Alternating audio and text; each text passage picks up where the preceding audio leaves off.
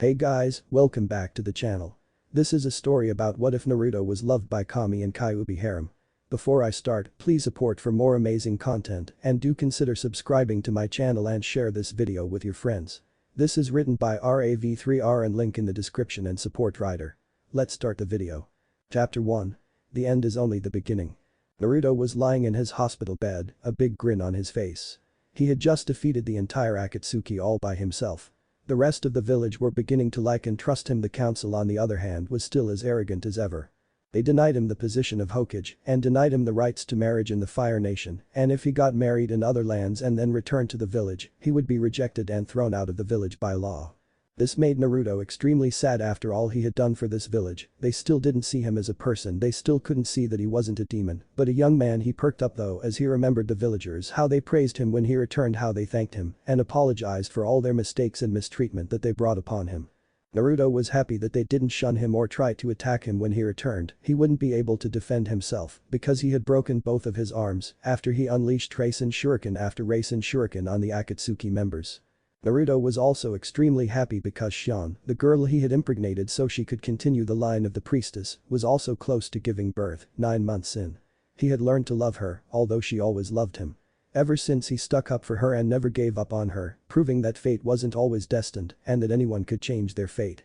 Naruto also had a spot in his heart for other women, the girls he had loved for a long time. They meant everything to him. They all wanted to marry him and live together, but the council wouldn't allow it. He promised that after this was all over he would give a big talk to the other girls and tell them how he felt about each one of them. After all, he had Shion's blessing to do so. As he was contemplating all this, he heard the door open slightly. A girl with pink hair and green eyes entered the room. It was his friend and teammate Sakura Haruno. Naruto smiled a friendly smile at his old-time schoolyard crush. She smiled gently back. "Hello Naruto-kun," she smiled. "Always getting put in hospitals these days I see." Sakura said quietly. Naruto didn't like the way she was approaching him, too much like a predator sneaks up on its prey. "Sakura-chan?" Naruto questionably asked, but before he could ask anything else Sakura lunged at him. He felt a sharp object enter his neck. Naruto winced at the sudden pain he felt. Sakura got close to his left ear as everything started to go black.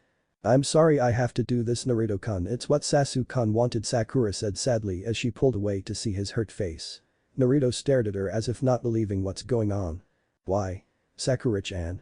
Naruto asked quietly as his eyelids grew heavier and heavier until they shut and the eternal abyss of darkness greeted him with open arms.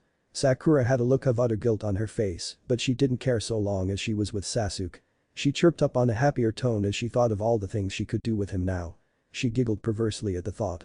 Naruto opened his eyes slowly. He still felt weak from what was injected into him, his broken arms by his sides limply. As feeling returned to his body he felt the slight restriction of his throat. As his eyes cleared and the haze was swept away, he could make out the figure of his ex-friend Sasuke Uchiha. Naruto's face contorted in anger. "Why am I here, team? What are you planning to do?"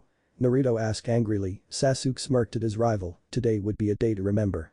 Sasuke looked down to see all the people who had gathered. The villagers were shouting their rage up to the top of the hospital. Sasuke sneered again. "Villagers of Konoha. I am going to free you of this demon. You will no longer have to coexist with this filth."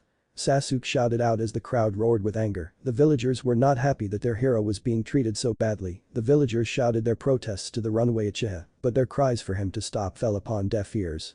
"And I will not allow his demon spawn to be born either," Sasuke shouted as Sakura picked up a tied-up pale-eyed, pale yellow-haired woman Shion and dangled her body over the edge, hanging by her throat much like Naruto. Naruto looked on in shocked horror. "No. Please, you can do anything you want to me, just please don't kill her. I will do anything you want, just let her and the baby live." Naruto shouted out as he started to panic. He started hyperventilating and going a ghostly white pale.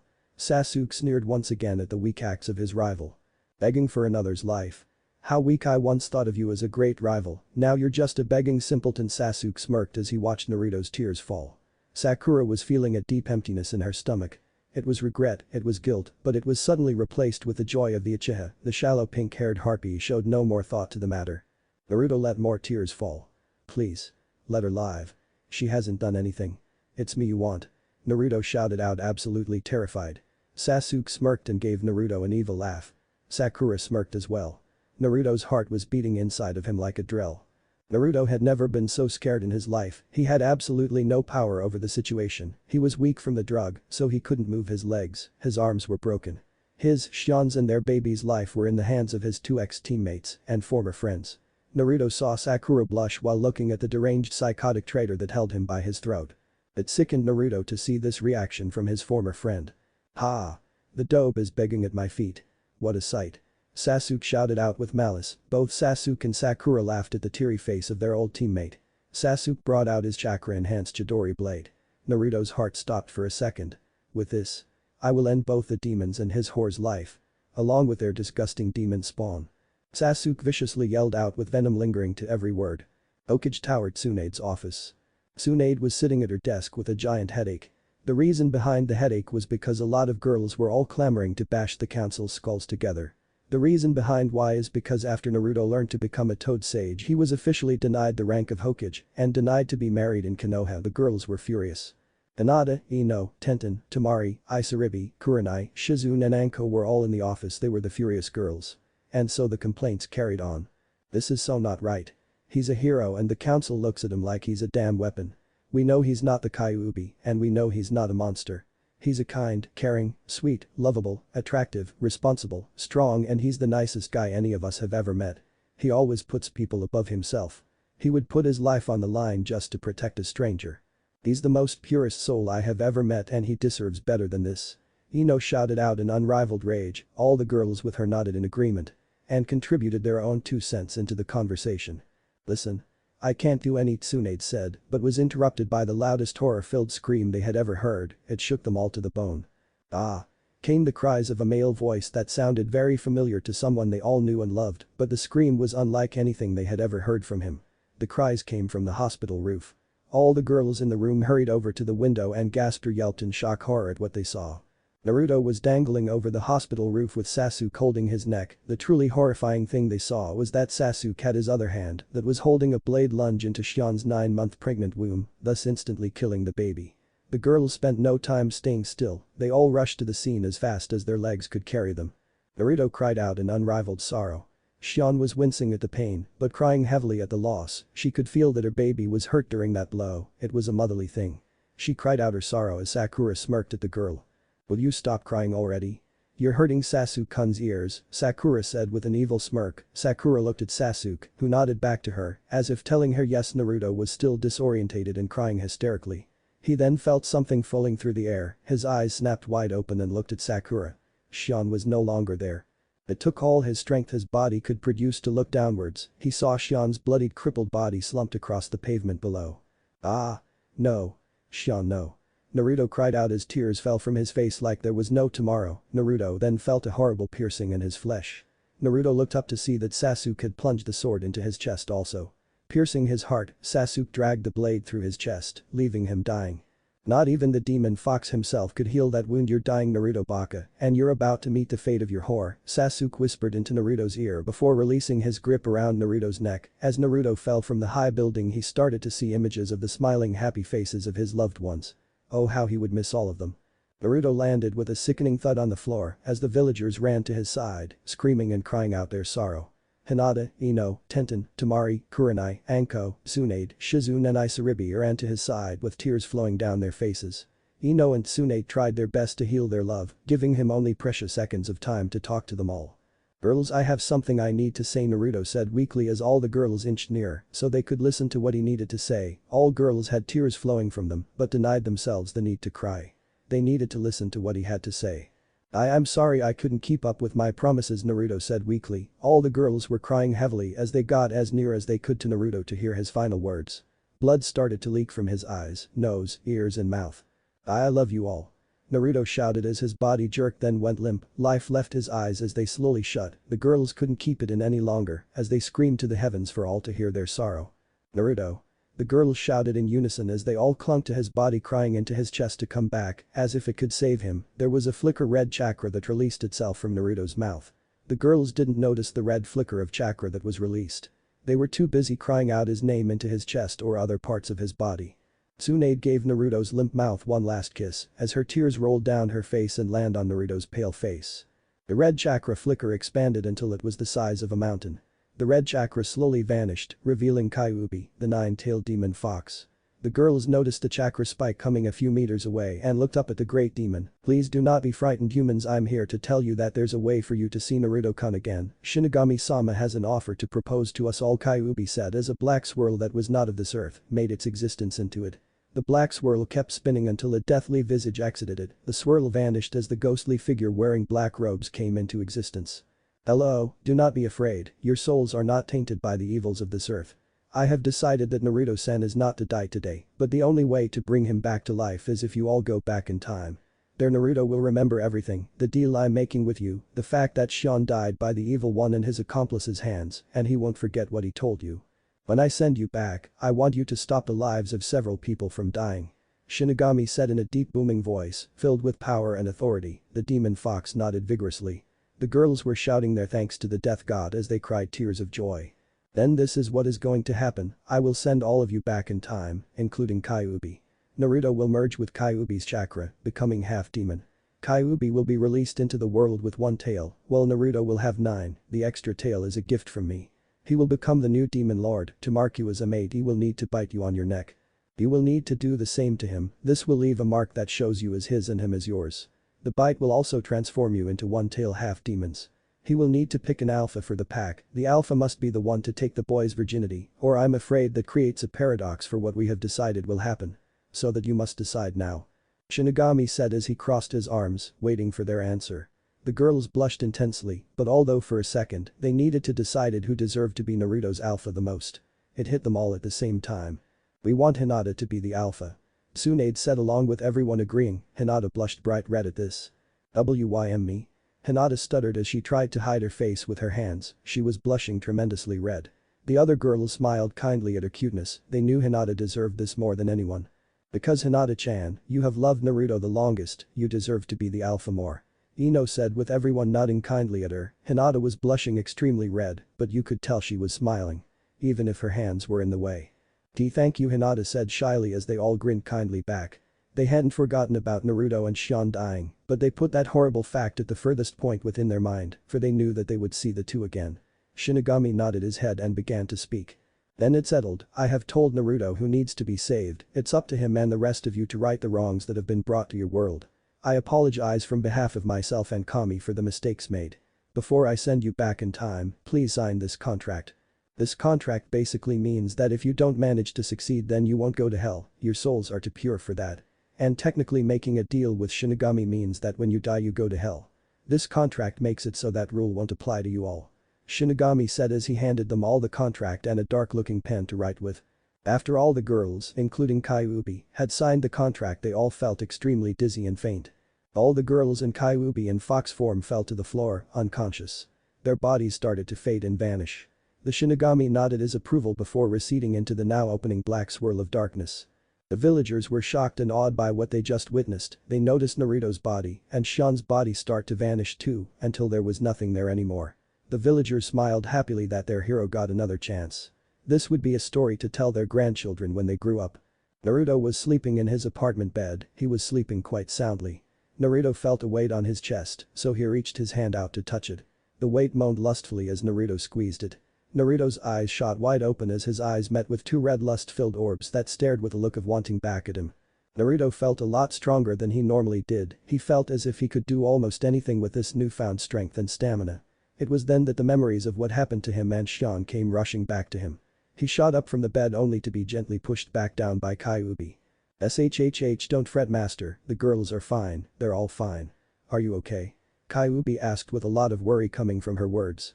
She could see that he was disturbed and confused, even though Shinigami explained everything and he understood it all, he was still feeling doubtful and unbelieving towards the situation. "And no," Naruto stuttered as he brought his head into Kyuubi's shoulders, crying softly as he clung to her body. Kyuubi nuzzled him and caressed him with her tail as she tried to make him feel better.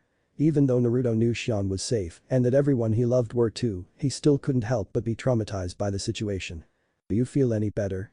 Kyuubi asked softly as she continued to comfort him with her hold. Naruto didn't reply, so she continued to hold him, to make him feel loved. After a while, Naruto brought himself together as he realized that whining and crying about the past wouldn't accomplish anything and that it didn't matter because he knew all of his precious people were alive. "I think I'm okay now. Although it may take some time for me to fully heal." Naruto explained as Kyuubi nodded her head in understanding and quickly drove her lips to his, kissing him passionately and sweetly, letting him know he was loved. When they broke apart, Naruto was blushing up a storm, remembering his chat with Shinigami. How the ghostly creature had told him he'd be able to have his own harem. Kyuubi-chan, Naruto said as she looked up into his face, smiling at him as she nuzzled into his chest. People who love me, I never knew the others love me so much as to be with me at the same time, Naruto thought as he blushed hard. I just wanted to get my feelings out there so I could feel better with myself. I never would have thought they all loved me, Naruto continued as he pondered upon his thoughts. So, when are you going to mate mark your alpha? Kyuubi asked with a grin as she tried to lighten up the mood a little. She didn't know if it was too soon, but she wanted to make Naruto feel better, to allow him to forget the recent tragedy. I'm sorry Kyuubi-chan, but I don't want to rush Hinata into anything. I will let her decide when she's ready. Naruto said as he got out of bed. Kyuubi got up also, blushing hard and trying to avert her gaze when she saw Naruto's new body. Naruto looked down in shock. He had 9 golden furry tails sticking out from above his backside.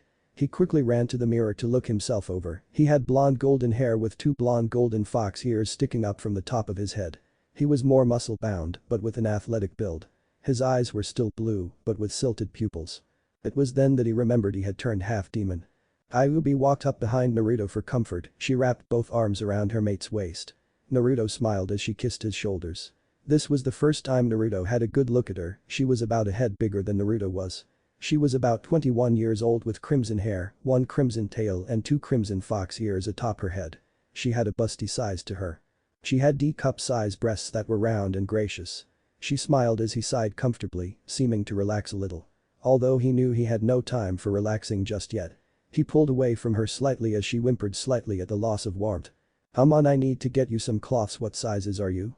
I'll try to pick you out some ninja attire, Naruto asked as he got a pen and paper for her to write down her waist, bust X sizes. While Naruto got dressed, Kyuubi wrote down her sizes. She also wrote what colors she liked and what colors she liked to match the other colors she wore. Naruto came out of the bathroom dressed in his usual orange jumpsuit. He frowned at it. Orange, he liked jumpsuits. He did not. Kyuubi handed him the sheet of paper and knelt down so she could give him quick love-filled kiss. When she retracted, she saw the small smile on Naruto's face. Naruto turned and began walking until he heard Kyuubi following him. Naruto turned around and gave her a genuine smile. Please wait here and wait for me to give you your cloths, Naruto said as Kyuubi nodded a little sadly. She knew she didn't have cloths on and that would be embarrassing, but she really didn't want to be on her own for too long. Anything you want me to do, master? Kyuubi nodded as she sat down on the bed. Naruto blushed at the unintentional erotic sentence, but shrugged it off as he exited the room with Kyuubi waiting for him. Naruto looked at the list in hand as he exited the room and chuckled at what she wanted to wear. Naruto ran to the nearest ninja shop he could. He needed to do this all fast so he could go find his other mates. He noticed the date on a nearby information stand. Shit. It's team signing date tomorrow. Naruto exclaimed as he ran with unrivaled speed that not even Guy could match. Well, at least we all still have our strengths and knowledge from before we came here. That means that I have another 7 years to become even stronger. Naruto thought as he got even faster, becoming that of a blur to all onlookers. Hyuga compound, Hinata's room. Hinata had just woken up. She had tears rolling down her face. She needed to see her Naruto-kun. She got dressed into her usual ninja wear. After she was dressed, she dashed out of her room, out of the building, out of the compound and through the streets, one destination in mind. Casino hotel bedroom. Both Tsunade and Shizune had woken up in a casino resort hotel. Shizune got dressed quickly when she looked around. The sight that greeted her was extraordinary. Tsunade was an 18-year-old. She had the same bust size, but she defiantly looked younger. Shizune gasped at her master's appearance. Tsunade felt a change in both her age and her looks. She started to shake, not believing what's happening. She then burst out into tears of joy. This meant that she could have children with the man she loved. Shizune was by her side in an instant, stroking her hair and whispering sweet nothings into her ear. Tsunade was laughing with joy as tears still continued to fall from her eyes. She couldn't remember being this happy ever. The two decided to pay their rent and rush back to Konoha. Needing to see their man once again. Yamanaka flower shop. Ino's bedroom. Ino had just woken up also. She got dressed into her usual ninja uniform and rushed out of her house, crying silent tears of joy that the man she loved would be alive once more. She ran down the streets of Konoha. She ran to the one place her heart would reside. Konoha weapons shop. Tenten's room. Tenten had woken up in a sweat. She had a really bad nightmare. She dreamt that Naruto died again and that they couldn't help him again. Realizing that it was just a dream and that Naruto was still alive, she shot out of bed, got dressed and ran out of her house. She ran and ran, she was so happy that she got to see her man again. Konoha Kurenai's house. Kurenai awoke in her bed, she felt her face and realized that she was in her younger form. She dashed out of her house and ran for all she was worth towards the only man that she would ever allow to be with herself. She ran to her love, she ran to her man, she ran to her sanctuary. Konoha Anko's house.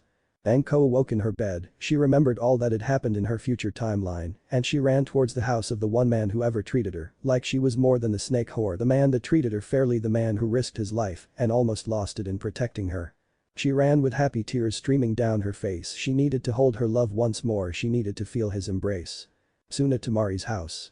Tamari woke up crying tears of sadness for what happened to her love, they were quickly replaced by tears of joy as she remembered he was alive and sent back. She quickly got dressed, got her fan and ran outside. She jumped on her fan. As she was on her fan she used a quick jutsu to make the fan glide through the air at a fast speed, she was heading for Konoha. She was heading for the one who held her heart, the one who if died, she would die with him. Demon Country Priestess's quarters. Xian woke up groggily, her head pounding, it was then that she snapped wide awake.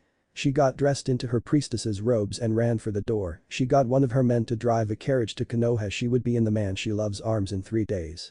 She touched her stomach where her baby used to be, she cried out in sorrow and despair as she remembered how much she had wanted Naruto's baby. She promised that when she got to Konoha she would jump him and make him give her the baby once more, she wanted the baby so badly to be able to make love with Naruto and produce something, as proof to that love was all the incentive she needed, she would have a child with Naruto, raise it and love it with all her heart. Village hidden in the sea outside house on the beach.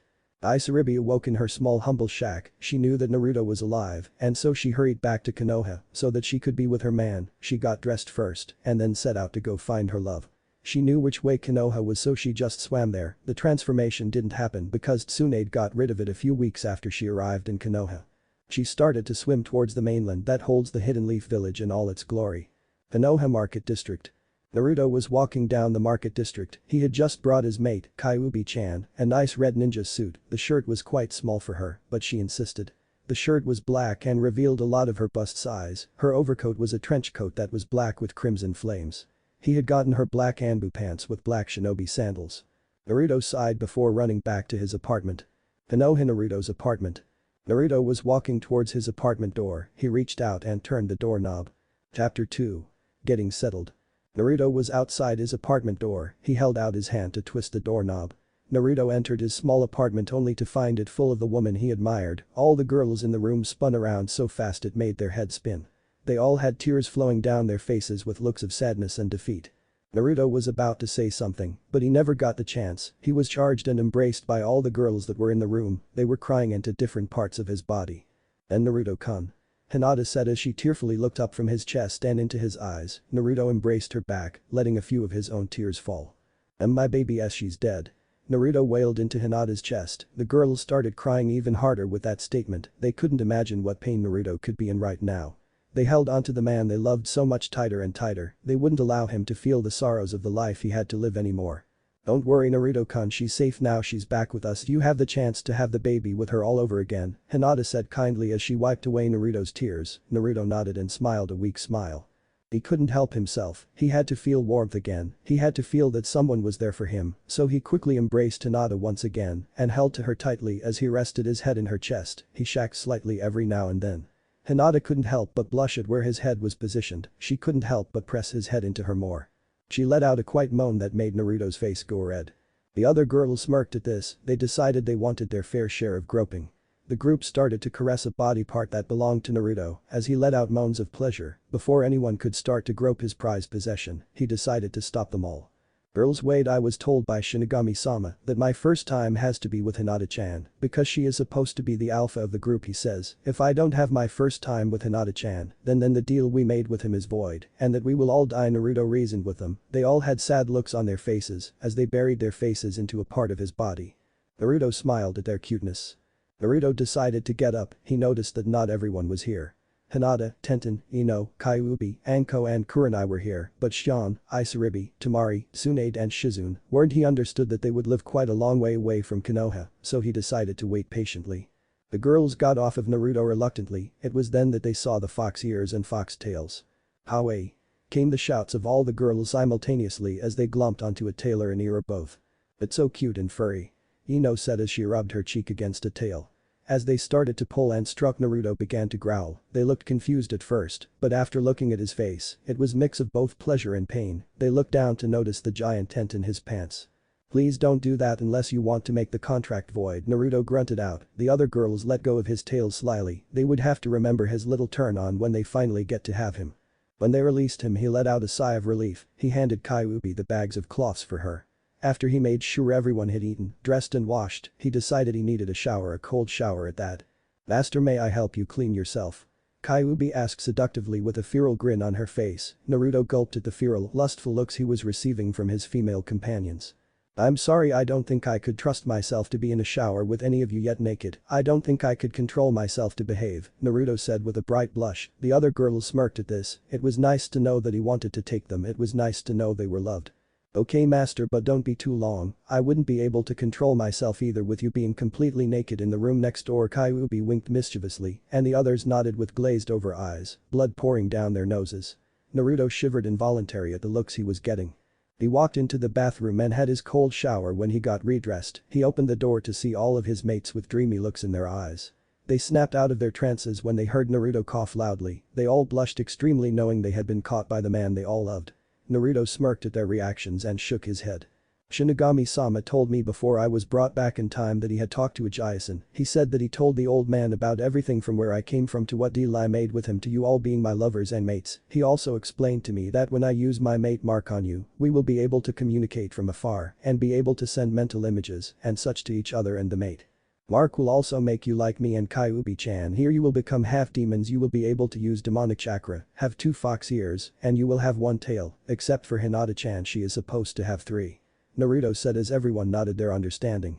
Naruto-sama, when will we kill the Uchiha and the pink whore? Kurenai asked as she cocked an eyebrow. The other girls nodded furiously. They wanted to rip the arrogant emo fuck up. Naruto sighed at his red-eyed mate's bloodlust. Although he had the same thoughts and needs that she did, he would make duck-ass team pay for his insolence. When the time comes right now, we all need to be aware that tomorrow is team signing day. Kurenai-chan, Anko-chan, I need you two to talk to the old man and ask him to mix up the old teams a bit. I really don't want to be stuck on a team with a 22. That would be troublesome, so to say, Naruto said as he sighed. Kurenai and Anko chuckled as they nodded their heads. So should we go to see Hokage-sama now? Kurenai asked seriously. Naruto nodded his head yes as he led his mates out of the door, but before he left, he and Kyuubi used a genjutsu to cover their tails and ears. Kyuubi and Hinata wrapped an arm around his waist as he did the same to them. Ino and Tenten wrapped an arm around Kyuubi and Hinata. Anko and Kurenai did the same to Ino and Tenten. The group walked through the crowd, stunned that the demon spawn had so many admirers and that some of them were from decent families. It sickened them to watch the Hyuga princess and the next in line for the heir to the Hyuga house walk through the streets holding on to him like that. Hinata and the other girls saw these glares and leveled their own back at them. Naruto smiled sadly. He may not have the villagers' respect or liking in this time, but he knew he would earn it. Don't worry girls, they'll see what I really am when I'm older. For now I just need to prove my strength and loyalty, Naruto said kindly as he gave a reassuring squeeze to both Hinata and Kyuubi. I will not have these simpletons believe you to be a bad person, master. You're the purest soul to have ever graced this earth with your presence. Kyuubi shouted out as she sent glares to the ones that snorted. I'm not that great a guy, Naruto blushed as he looked away to hide his blush. Hinata and Kyuubi squeezed him closer to them. Yes, you are master, we heard you begging for the life of Shion to be saved. You would have rather died there and then, and let that be the end of it, rather than watch her die again. We know how big your heart is, Naruto-sama, don't deny yourself the honor that you so greatly deserve, Kyuubi said as she smiled at Naruto's embarrassed blush. The other girls smiled at it too. Kyuubi-chan. Why do you call me master and sama? Naruto asked her. Everyone smirked at this. They knew why Kyuubi called him master. Sure, they would call him master and sama sometimes to show their degree of love for him, but Kyuubi called him master because of other reasons also. The reason I call you master is because I believe I have done you great wrongs because of me. Your life has been so horrible and abusive, so I call you master in a show of respect. I love and respect you too much for me to call you kun, so therefore I will always refer to you as master or sama, Kyuubi said as she hugged him to her closer. Naruto smiled sadly. He didn't think that she did anything wrong. If anything, right now she was making his life better. If it wasn't for her, then he wouldn't be here right now. He wouldn't have the love of 11 beautiful women, and he sure as hell wouldn't have been happy. Kyuubi-chan, you have done nothing wrong to me, in fact you've made my life a lot better. I don't think I could live much longer if I had to live in that world of hate, but now I have more people to protect and a lot more power to protect them with, so please don't feel bad about all of this. I'd hate it if you were to blame yourself, Naruto said kindly as he ran his hand and stroked her waist. She quietly moaned at the warm contact of her lover's hand. Naruto smiled at his mate's reaction. But I will still call you master because you are the only man I would ever deem worthy to call master, the only person I would call master, the only man I would ever give myself to, Kyuubi said seductively as she removed her hand from his waist and moved it slowly down to his hips. Before Naruto could protest to her actions, she grabbed a hold of his precious manhood. You see this, people? This is where my babies come from. Kyuubi shouted out for all to hear, the people looking at her threw looks of detest and disgust. Naruto went red in the face and the other girls giggled. The group made their way through the crowd of leery civilians who shot the group dirty looks. The group found their way to the Hokage tower. They all went up to the Hokage's office and waited outside until allowed in by the old man secretary. The secretary came out of the Hokage's office and motioned for the group that they could see him now. Naruto and his partners entered the room to see a pale old man shakily smoking his pipe. Naruto smirked at the old man's incapability to handle rough news. When Naruto sat down, the girls around him sat down in a chair and scooted it so they sat next to him. Sarutobi looked up from his paperwork and looked at the blonde boy who was apparently 19 in mind, but 15 in body. "Hey Ajaisen," Naruto said in a happy demeanor. He would have embraced his surrogate grandfather, but he decided the old man needed time to adapt to the situation. Sarutobi smiled and stopped his shaking. He wasn't scared, but he sure was shocked. "So Naruto, is it true what Shinigami-sama says? That you're actually 19 and that all these women and more are to be your mates?" Sarutobi asked as he took another puff from his pipe. Naruto nodded happily. "Yeah, old man. These are my loves Temari, Isaribi, Shion, Tsunade and Shizune are on their way," Naruto said happily. As the other girls giggled at his happiness, they loved to see it when he was happy. Sarutobi got a minor nosebleed that he wiped away with a small cloth that he always keeps in his pocket. Naruto glared at the perverted old man's way of thinking. This glare earned a chuckle from the old man. "Let an old pervert have his fun," Sarutobi joked as he put the cloth away. The other girls glared at the old man for calling their Naruto Kanagaki. He's 19 emotionally and in his mind. And his body is strangely toned and built like his 19-year-old form, but he's still small like he was back then. I wondered. Sarutobi chuckled at that. "Well, seems as though he's 19 emotionally and in his mind, then I guess he's able to marry." Sarutobi chuckled loudly. The entire group blushed bright red at that. "Old enough to kill, old enough to drink, gamble and have sex," Sarutobi continued as he chuckled louder. The girls blushed even further at this point. "Are you saying that we can marry and Naruto-kun?" Hinata asked shyly as she blushed even more red, which seemed impossible. Sarutobi smirked at the deeply blushing girls. "When he and all you turn Chunin, I will allow it, because when you're Chunin you're technically allowed to go on missions which include drinking, gambling and having sex, well, making an illusion of someone having sex, but still, so you all want to marry him?"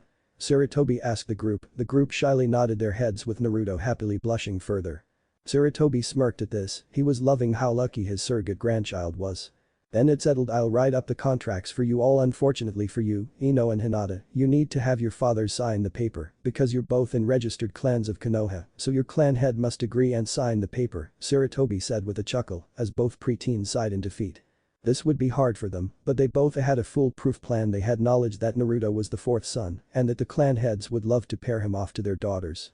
The girls all nodded again. Hinata spoke up first. "I'm okay with it, Hokage-sama. I know my father will want me to marry Naruto-kun, because in the future when my father finds out about Naruto being Minato's son, he literally pushes me to get to know him better," Hinata said with a sigh. Sarutobi laughed at this.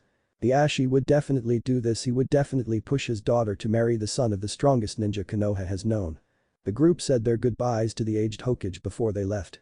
The group made it back to Naruto's apartment. Naruto mentally sighed in defeat. How was he going to get 7 girls to sleep comfortably in his small apartment? "Okay girls, this is what I'm going to do," Naruto said as he gained the attention of the group.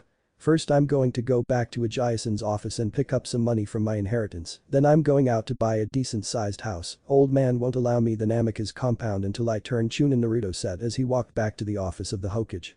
The other girls frowned. They didn't want him spending and wasting money on them. They were fine with sleeping on the floor of the apartment. "You don't have to buy a house," Naruto Tenten said, with the others voicing their agreement. Naruto smiled at the group.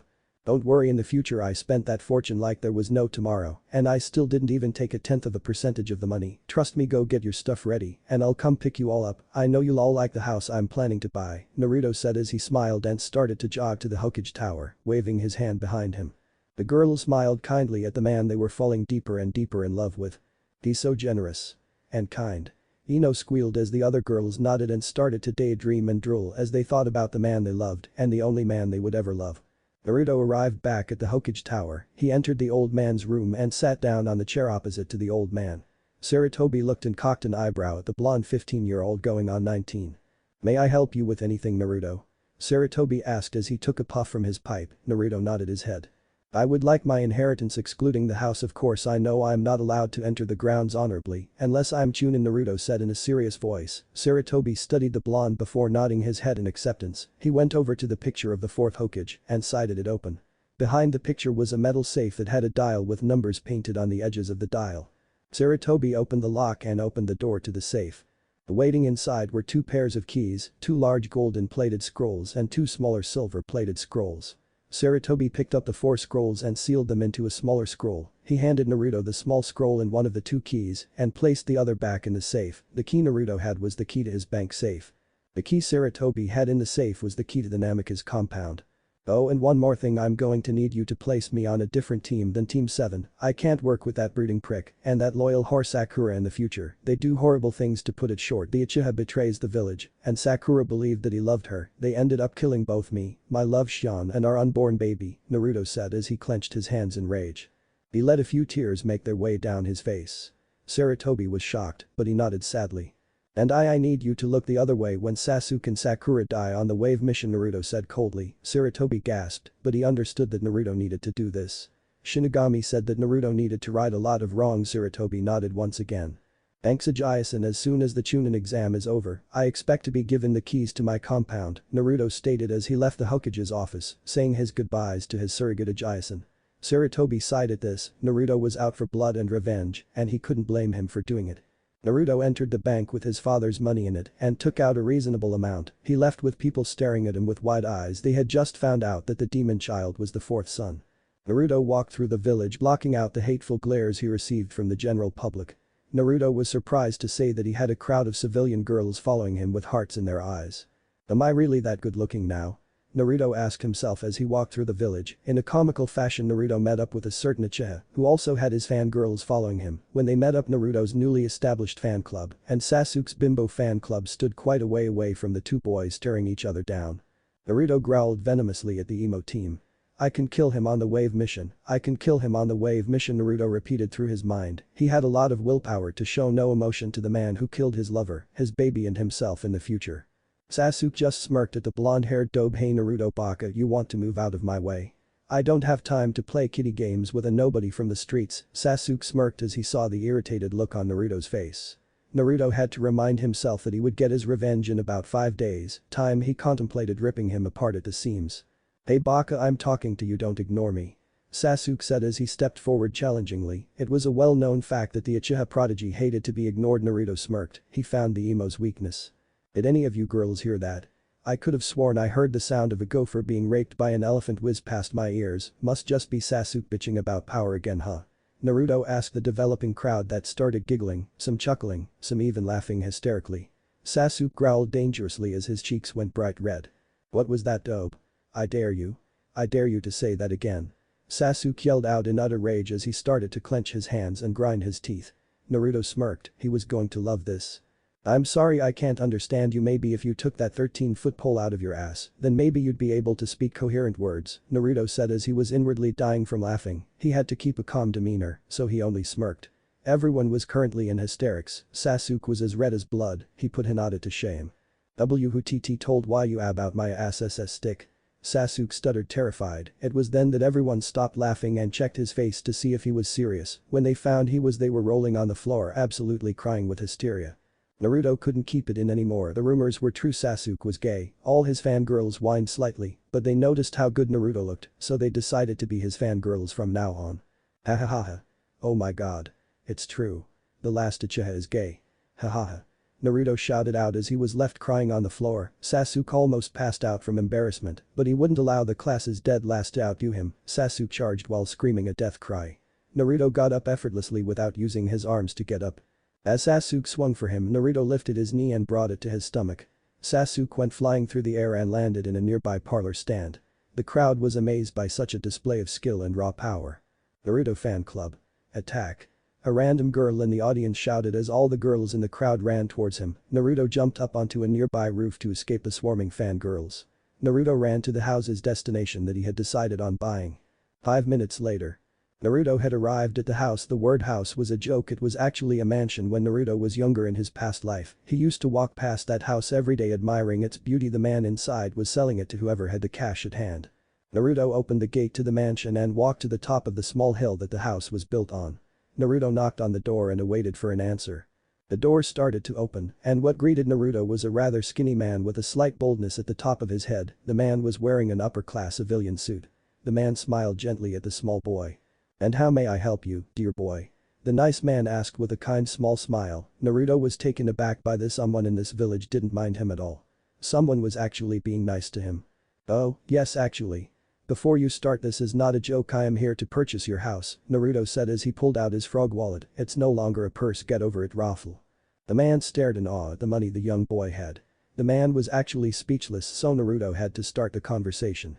"I saw the sign outside the house that says for sale, and I would like to buy your house. I believe the price was 6 million ryo." Naruto asked and the man nodded dumbly. Naruto smiled kindly as he handed the money to the man. The man snapped out of his stupor and smiled kindly back. "Well, I didn't have much personal belongings here. I'll call the moving people and they can help me move what little belongings I want from the house," the nice man said. Naruto nodded. "No problem," Naruto said as he grinned widely as he rested his arms on the back of his head. 1 hour later.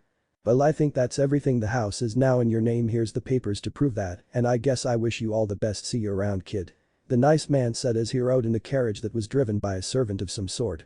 The other 5 carriages carried the rest of his belongings.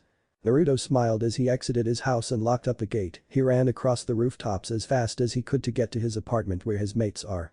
Naruto made it to his apartment in less than 30 seconds, and he had to run from the far end of the village, where all the rich people live, to the other edge, where all the poor people live. Naruto opened the door and walked in only to see all the girls hanging around his room, most of them naked or half naked. Naruto had to shut his door quick before anybody saw. When he turned around, nosebleed evident on his face, the girls glumped him. The girls started kissing random parts of his body as they clung to said part. Naruto was getting passionately kissed by Ino, who was on his chest. Ino's tongue forcing its way into his mouth. Naruto moaned as Ino started to lick around the walls of his mouth.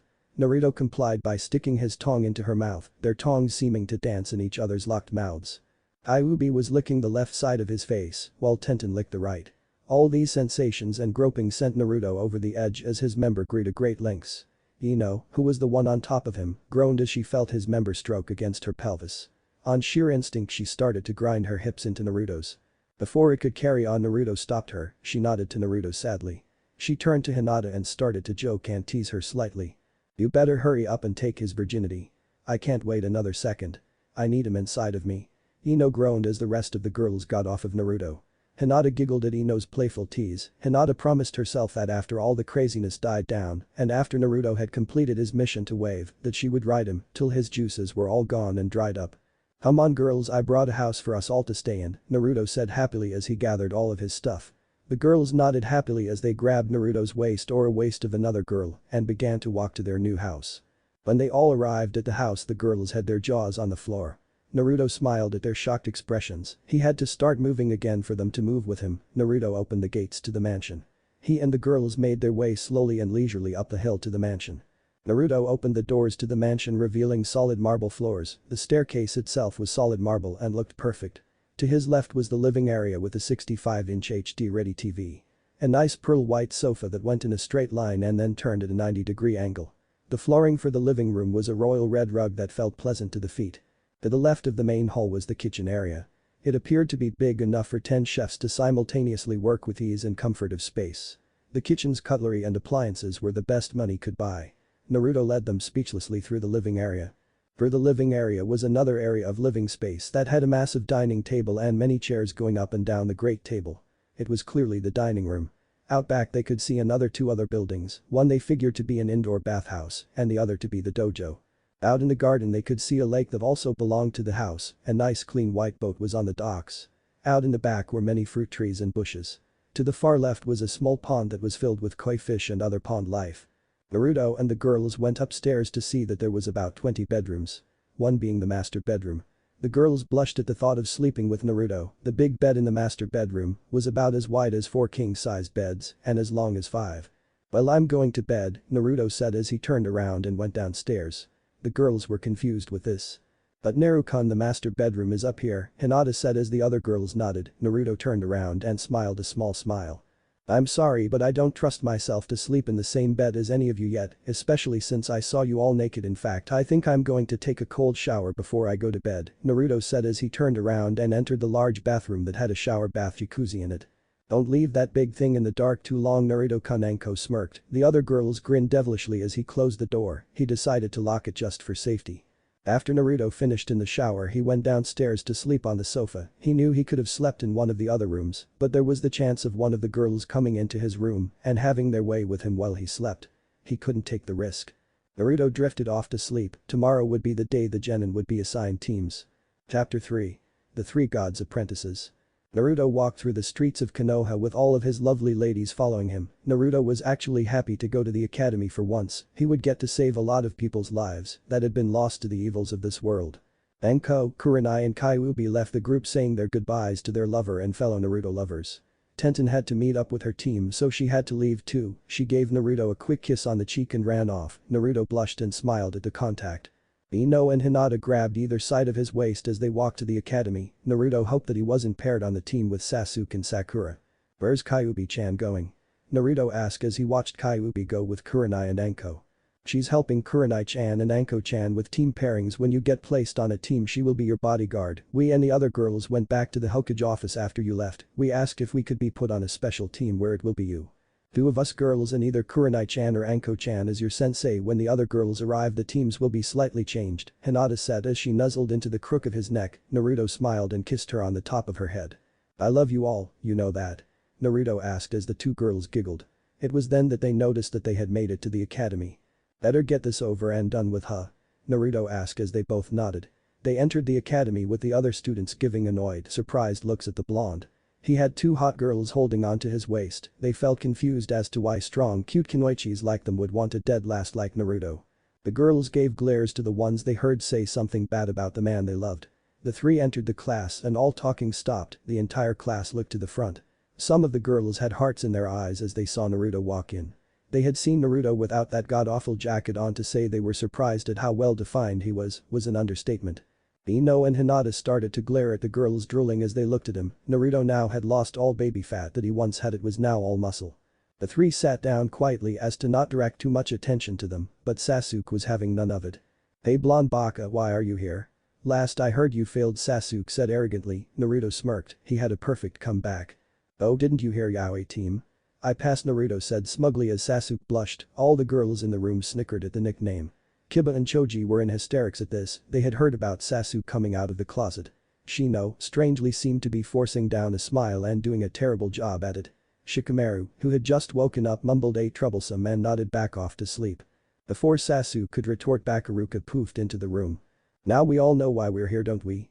I'm going to be signing you all teams. There's been a slight change in some of the teams since yesterday, so here are your new groups," Iruka said as he smiled up at Naruto, who smiled back. Iruka went through all the team until he got to Team 7. Team 7 will consist of Sasuke, Uchiha, Sakura, Haruno. Iruka didn't get to continue before there was a wooing being made by Sakura. "Oh yeah? Suck it bitches, he's mine." Sakura shouted out in glory. The other girls started to snicker before it turned into hysterics. Sakura was confused at this point. "You can have him. Didn't you hear? Sasuke is fairy boy." A random girl in the crowd said as laughter erupted. Sasuke blushed immensely and tried to hide his face under his desk. Sakura looked very confused. "Fairy boy is a term used for gay people. It's an expression just like coming out of the closet. Hope that helped you pee.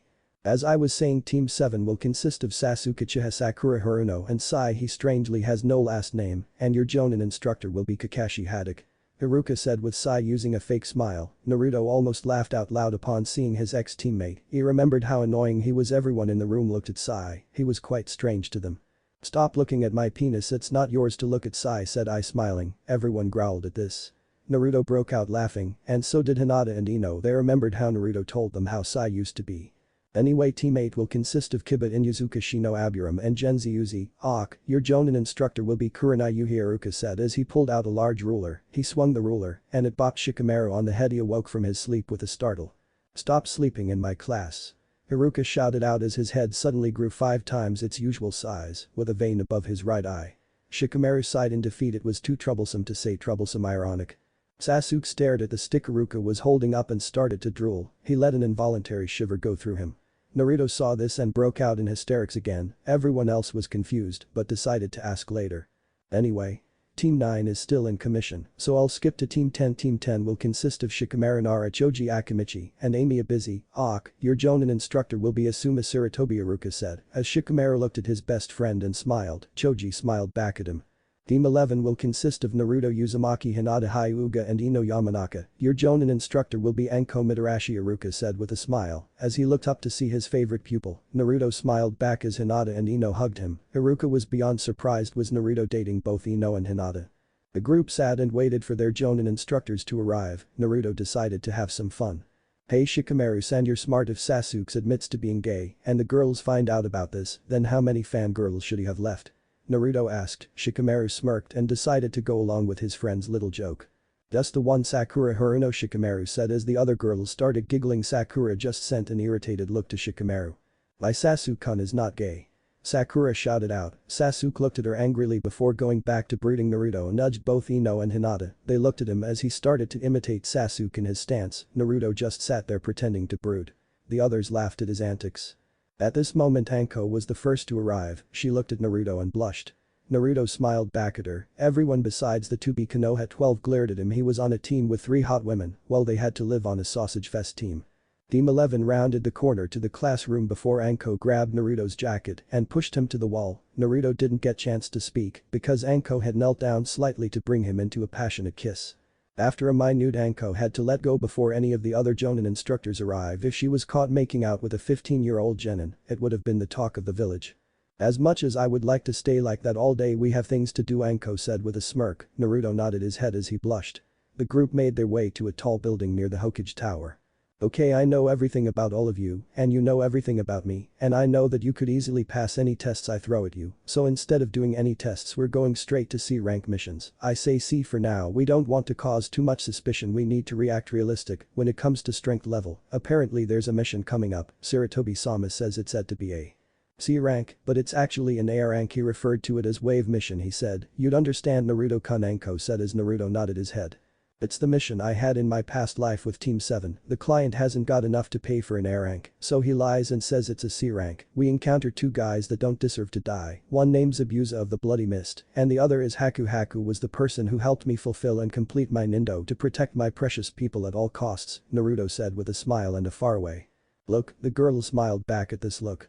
So anyway, until this mission we are to train. Even if it's only D rank missions, we need to keep a believable strength level about us. You can go nuts. As soon as the Chunin exams come, you don't have to act weak, just don't show anyone your full strength if you can help it, Anko said. The group nodded in agreement. 6 days later, Naruto's mansion. Midnight. Naruto lay asleep on the settee downstairs. That's the English word for coach for those who do not know. It was the night before he went on the mission to Wave. He had been told by Sarutobi a few days ago that he would go on the Wave mission with his entire team.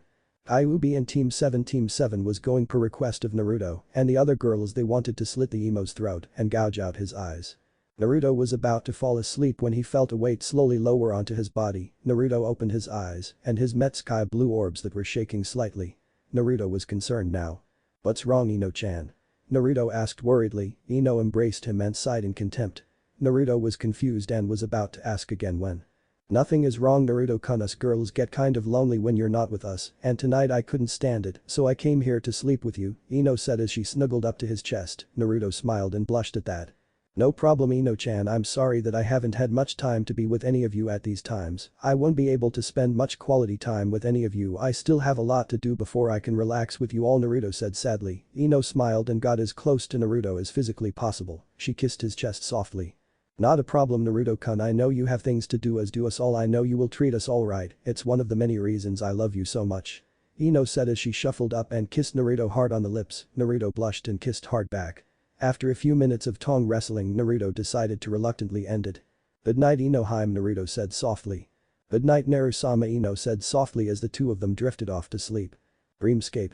Naruto awoke in a weightless plane that seemed to stand still. The background was that of space, a dark spiral that was slowly getting bigger, made its way into existence near where Naruto was floating. Naruto didn't panic because he had seen this happen before. "It seems Shinigami-sama wishes to tell me something," Naruto thought as a ghostly figure made its way into the unknown plane that they were both in. "Do not fear Naruto-san," Shinigami said. "I have brought you here for one purpose. Kami-chan and Yami-chan wish that you be blessed by my power. They wish for you to be my avatar, and they wish for you to have their blessings, making you half angel half devil. And now don't get devils mixed up with demons, they are two very different beings. Demons are highly powerful beings created by the movers and shakers of the universe. Devils are the minions of Yami herself, angels are the minions of Kami herself. Do you understand?" Shinigami asked. Naruto was too shocked to answer, he just went extremely white in the skin. "Anyway, as my avatar you will receive the power of fire. You may use my powers to bring justice to the evil ones. As Yami's and Kami's apprentice, you will be able to control the power of darkness and light. Also as my avatar, it will be entrusted to you that when you kill a person of great evils, then you send his soul to me. You will be given natural senses that allow you to tell if someone is good or bad. The eviler he is, then the higher the reward you get for giving me his soul," Shinigami said. Naruto slightly snapped out of his shock.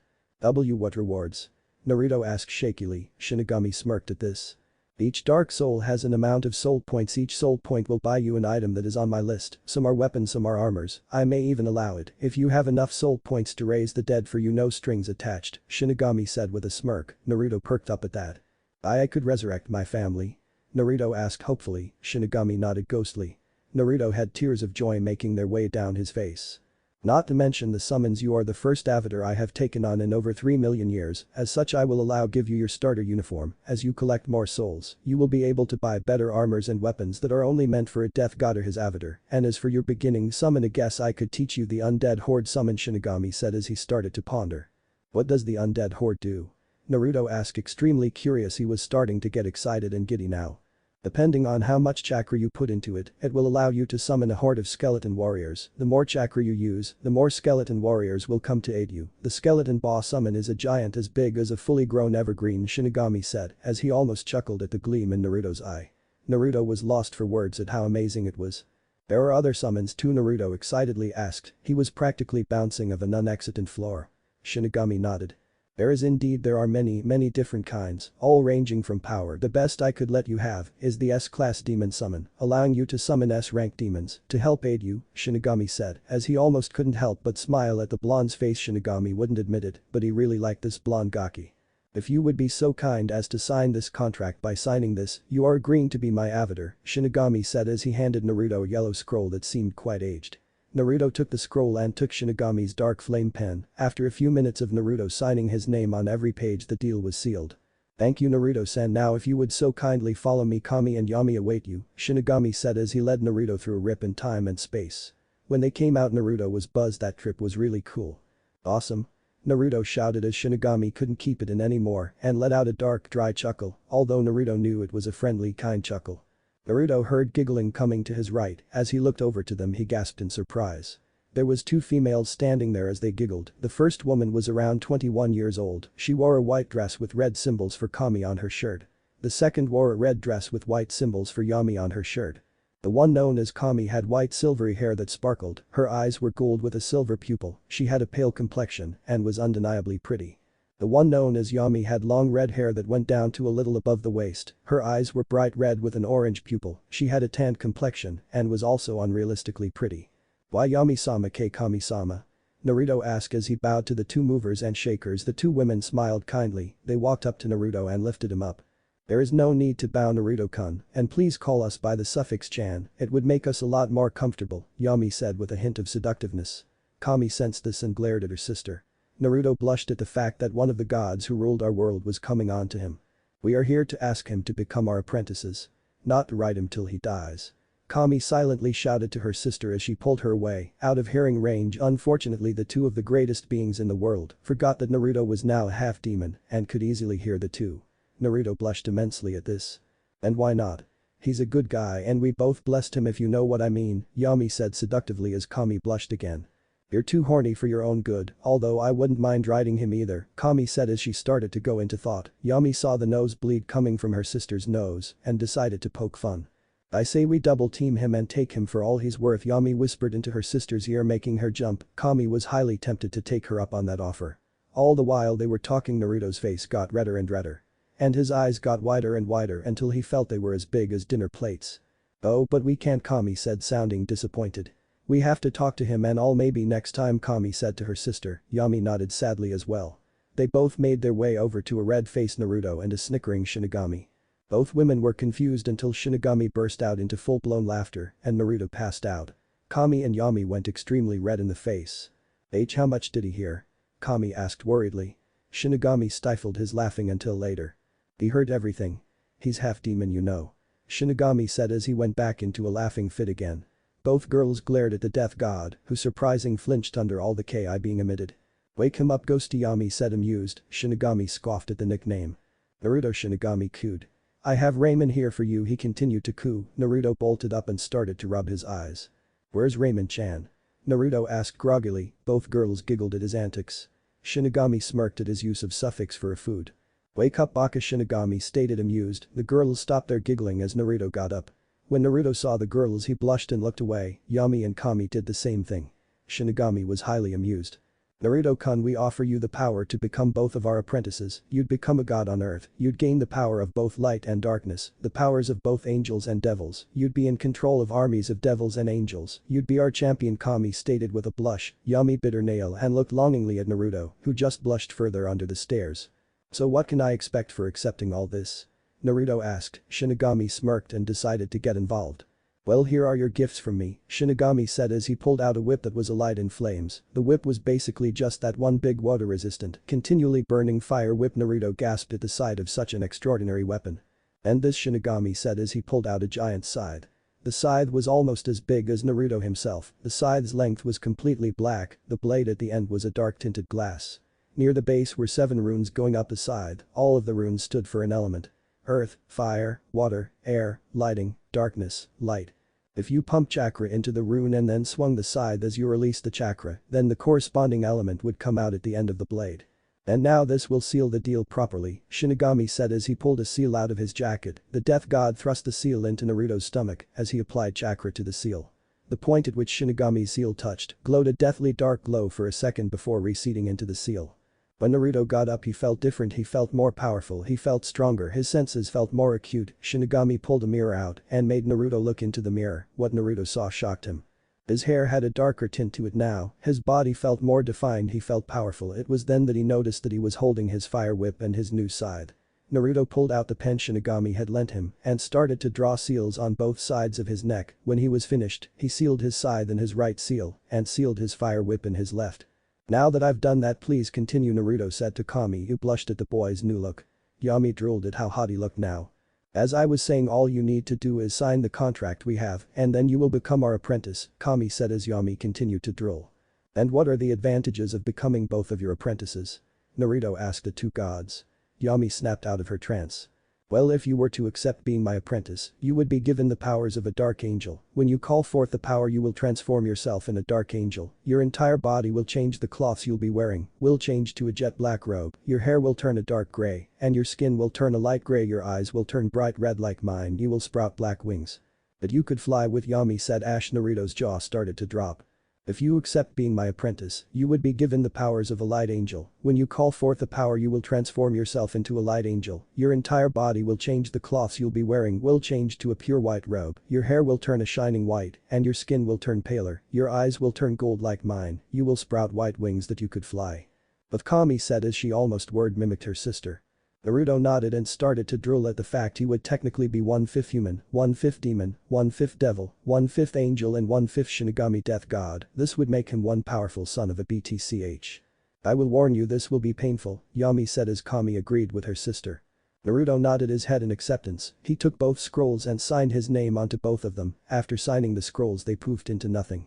After the scrolls vanished into smoke, Kami and Yami pumped their chakra into their hands. Yami's glowed bright red and Kami's glowed gold. After their hands began to glow, they rammed their palms into Naruto's stomach, sending him flying back some. Naruto got up and felt the sudden power surge flow through him, the immense pain flowed through him like none other physical pain he had felt before he felt the world going darker and darker. Mansion.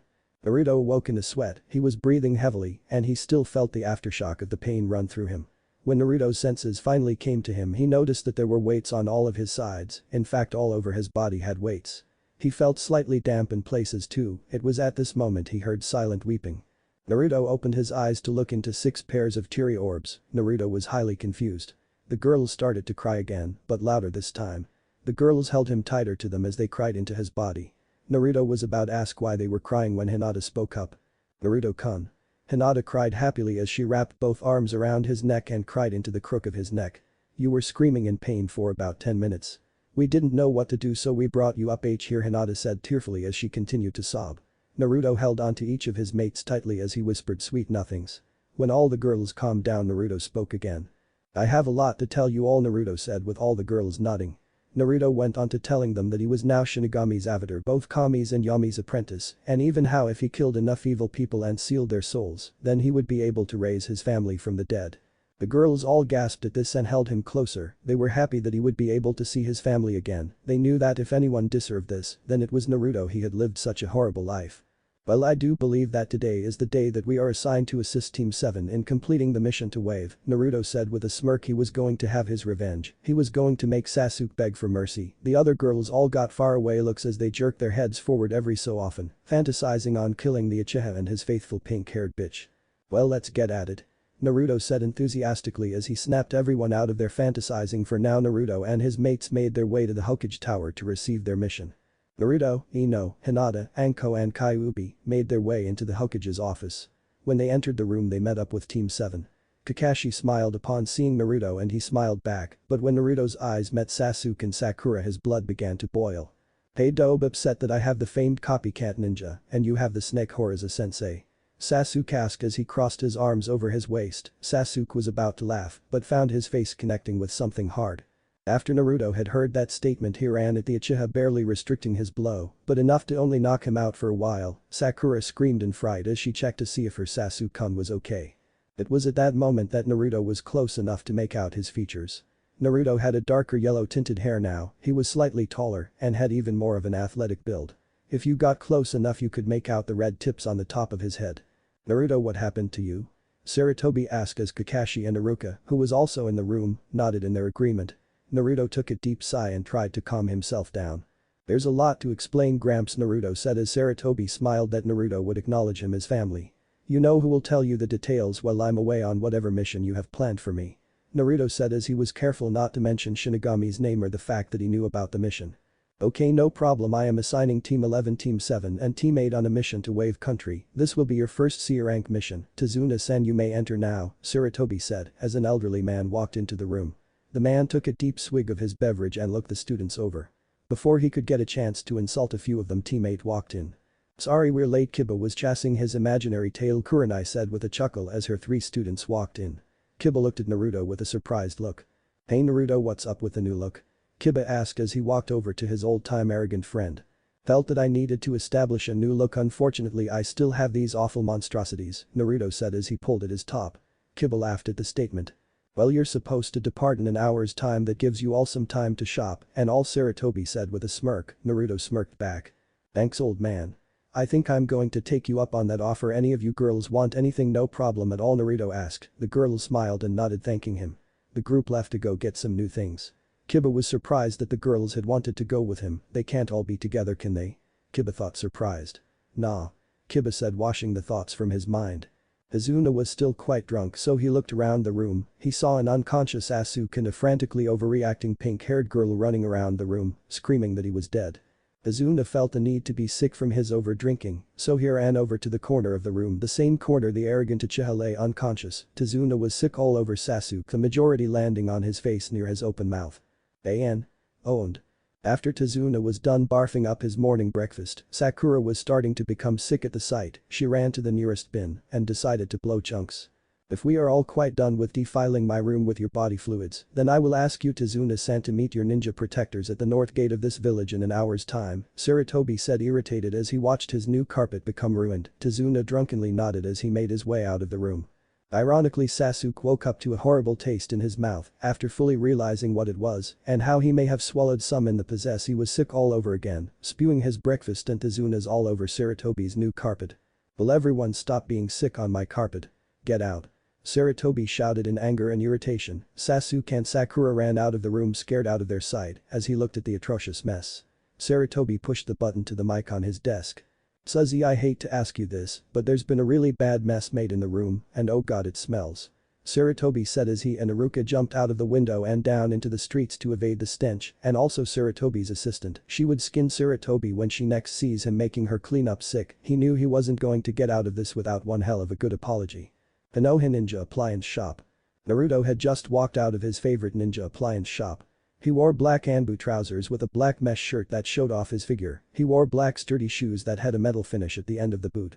The metal part at the end of the boot had a slit in it. If chakra was pumped into the metal, then a 4-inch blade would come out at the end. Everyone else wore similar things to Naruto except in different color or sizes.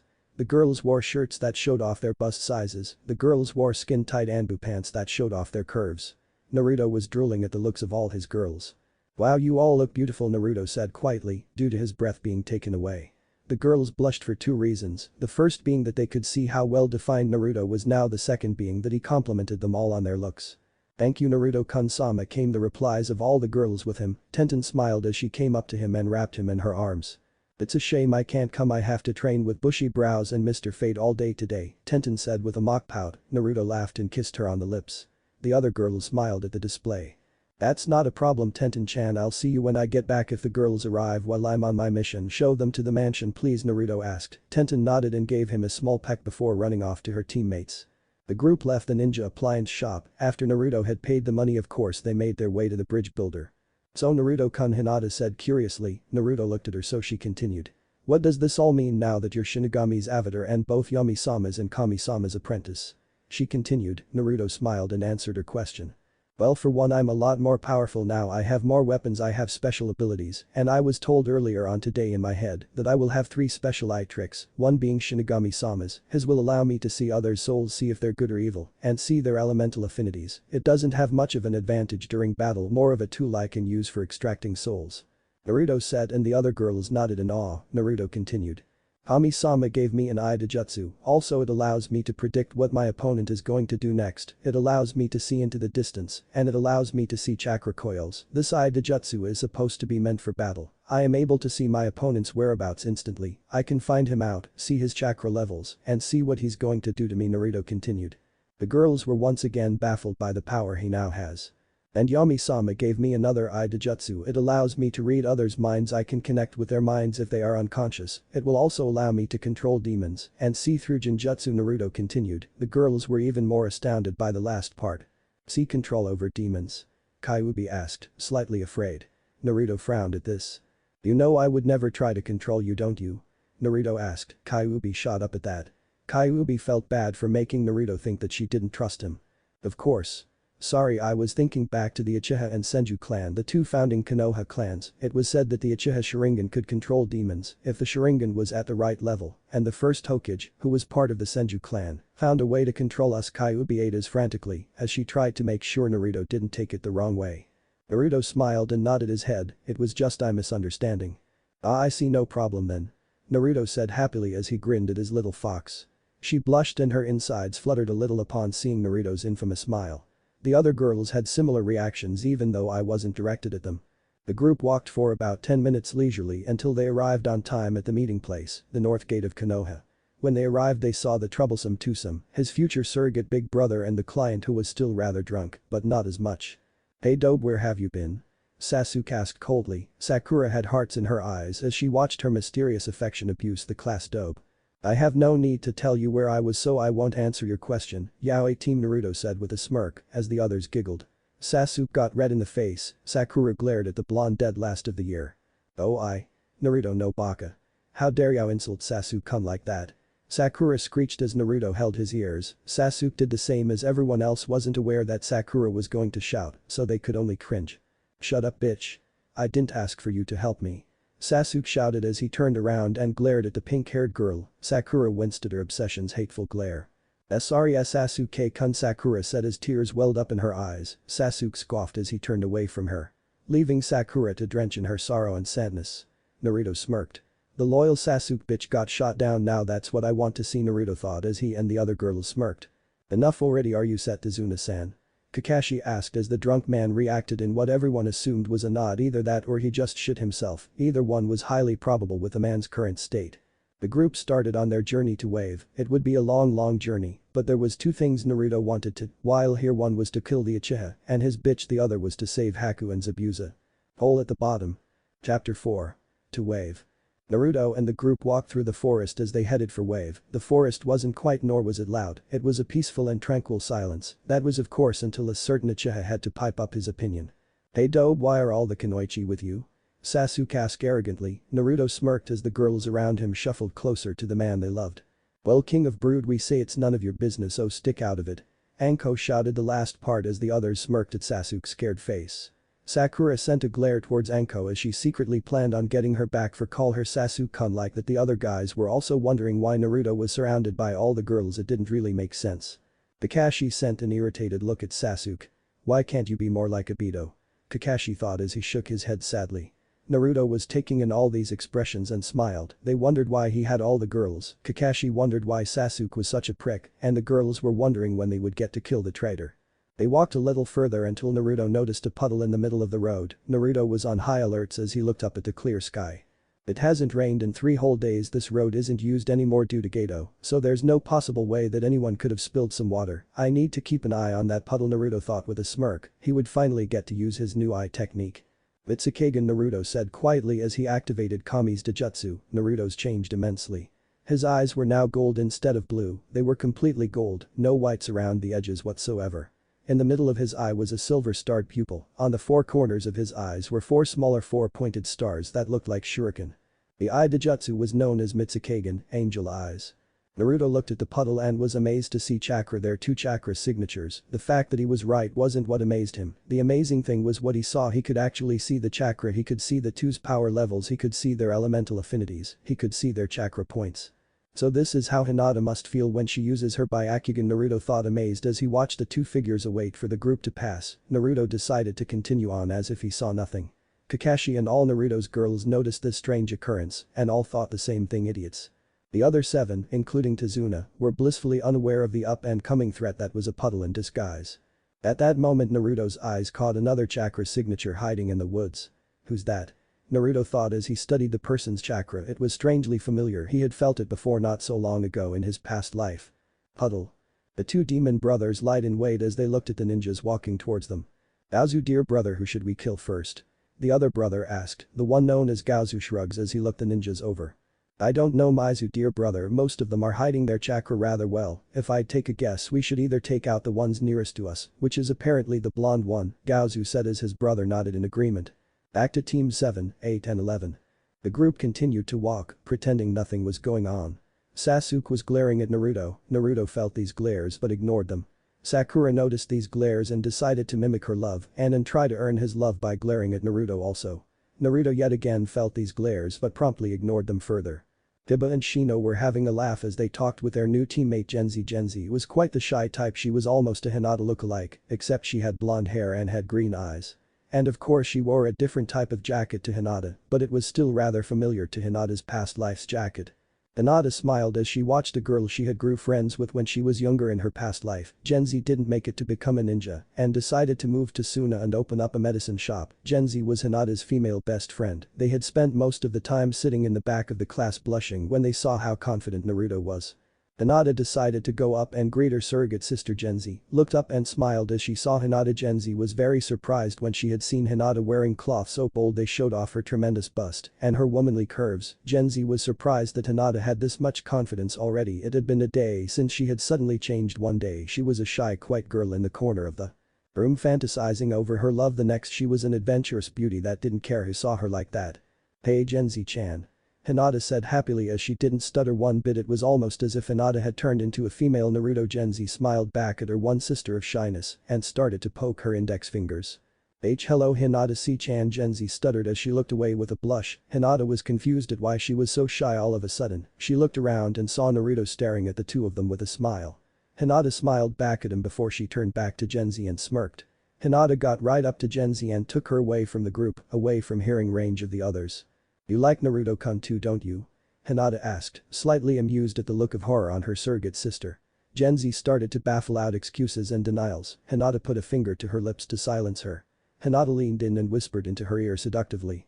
"You know all us girls are sharing Naruto-kun. I'm sure if we talk to Naruto he will give you a chance get to know you better and eventually love you like he loves us," Hinata said seductively into Genzi's ears as the girl's blush took over her body. Her personal parts of the body started to get damp and she felt a lot hotter, her heart pumping faster and her breaths becoming louder and more frequent.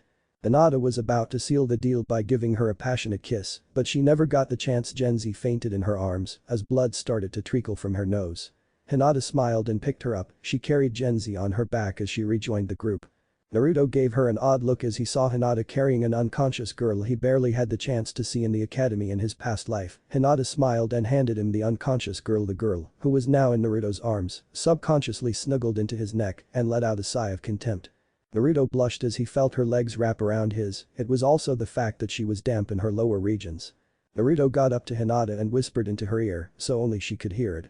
"Why is Genzi all wet down there?" Naruto asked with a big blush. Hinata blushed and giggled perversely as she knew she had turned her friend on. Naruto had to fight his manhood. He wouldn't allow himself to be embarrassed by getting stiff.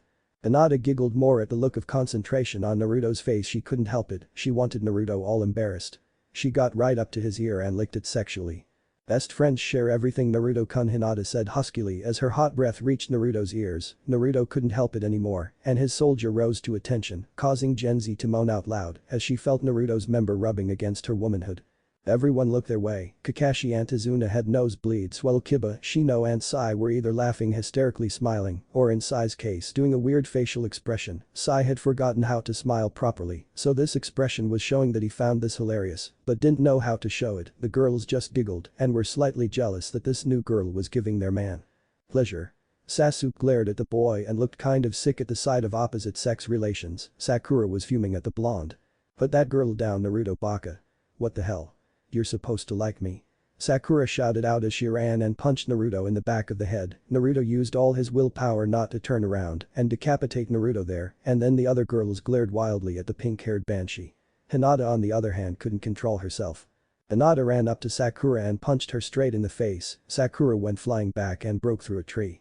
Hinata only used 10% of her usual strength to hit her, with barely restricting it to 10.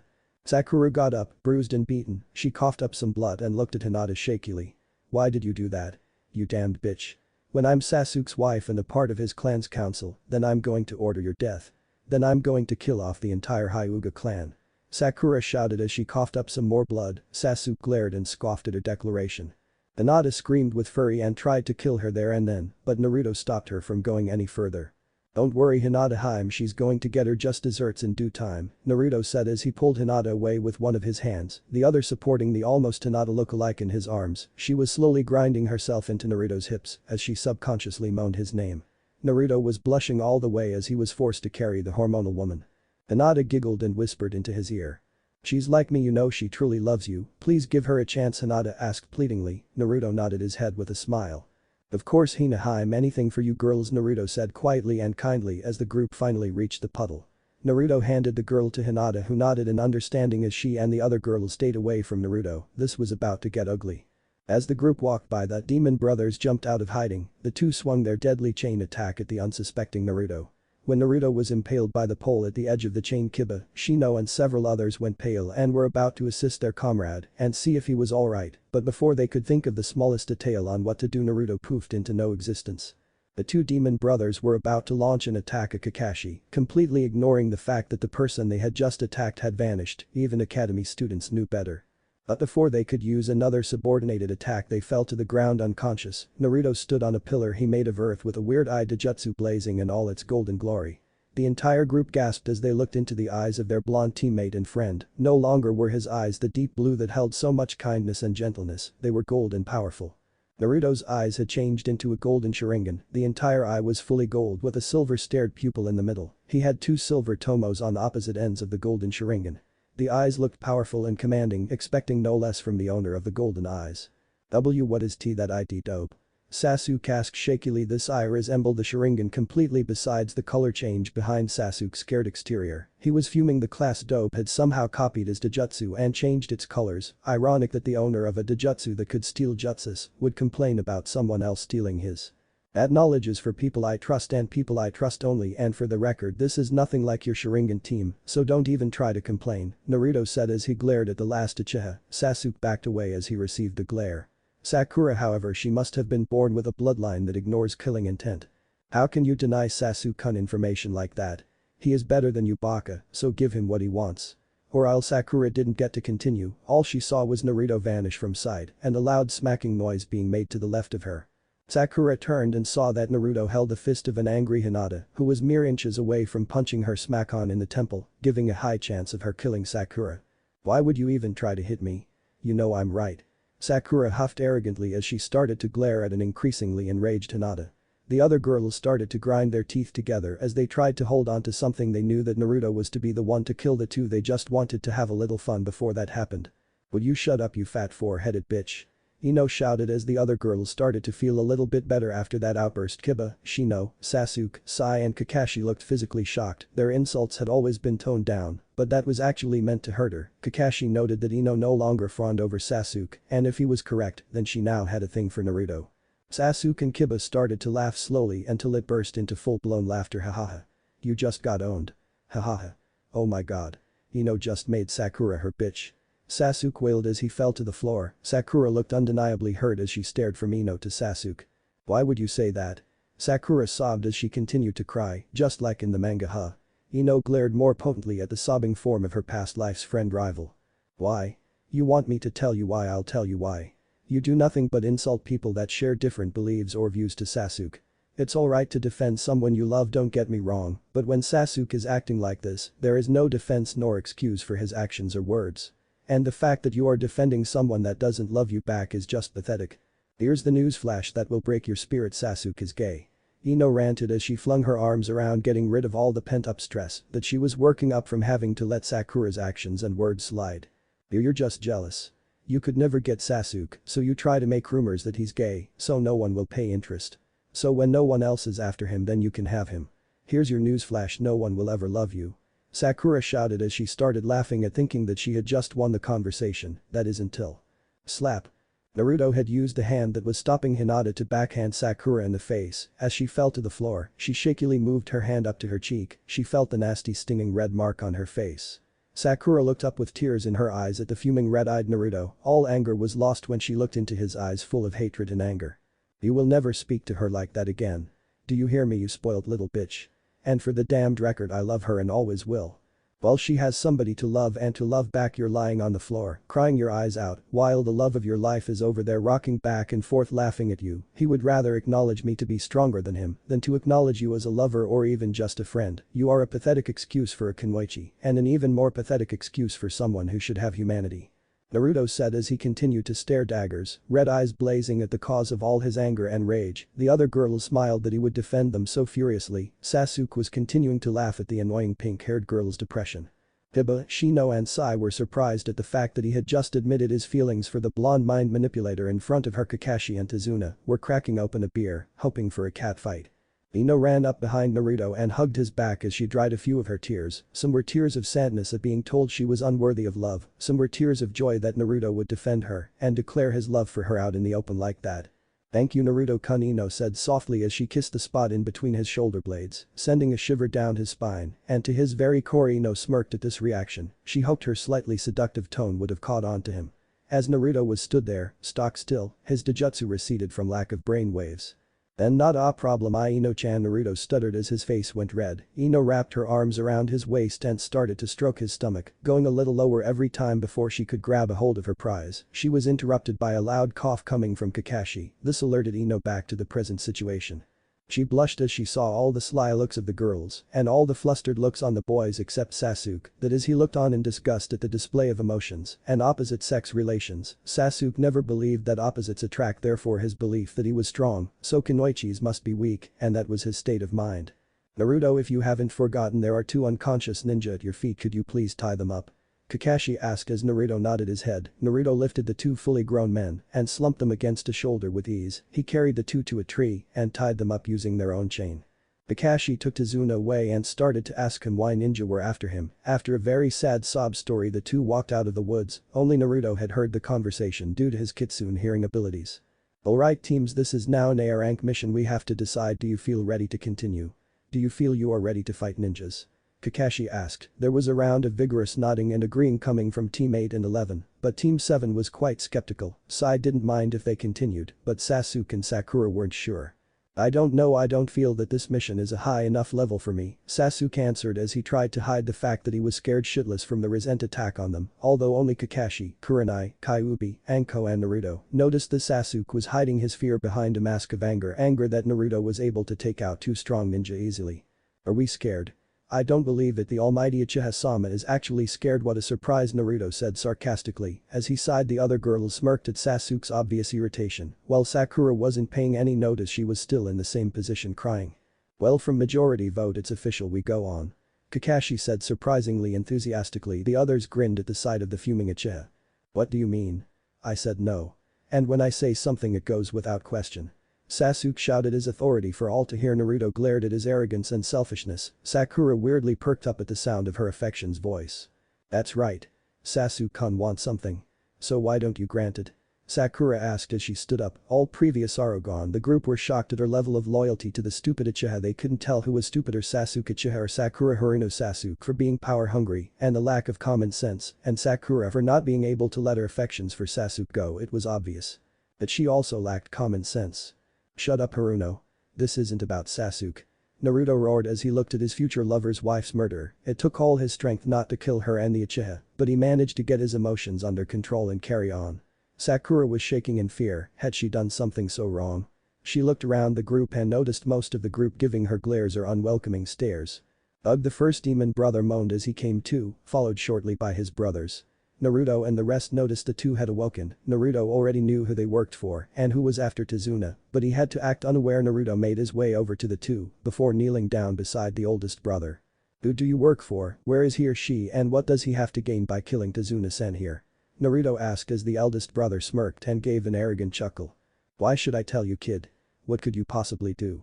A genin fresh out of Konoha, pathetic. The two brothers laughed as Naruto smirked with them. When the two brothers noticed the smirk, it made their blood run cold. I will show you exactly what I can do, Naruto said as his eyes began to change. His eyes changed from his ocean blue into a glowing blood red. In the middle of his eye was an orange pupil. Around the edges was a swirling orange flame shape that kept moving around his eyes, changing shape like a lava lamp. As Naruto stared into the eyes of the eldest demon brother, he began to scream.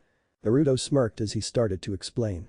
I put your brother in a demon genjutsu. Only my eyes could make such a genjutsu, and only a master could disperse it. Tell me what I need to know, or I will enter his mind and find out myself. If you tell me now, I will let the two of you go so long as you don't go back to your masters, and I can tell if you do, and if you do then I can assure you will die, Naruto said coldly as the youngest brother watched his older brother wither, wince and scream in agony.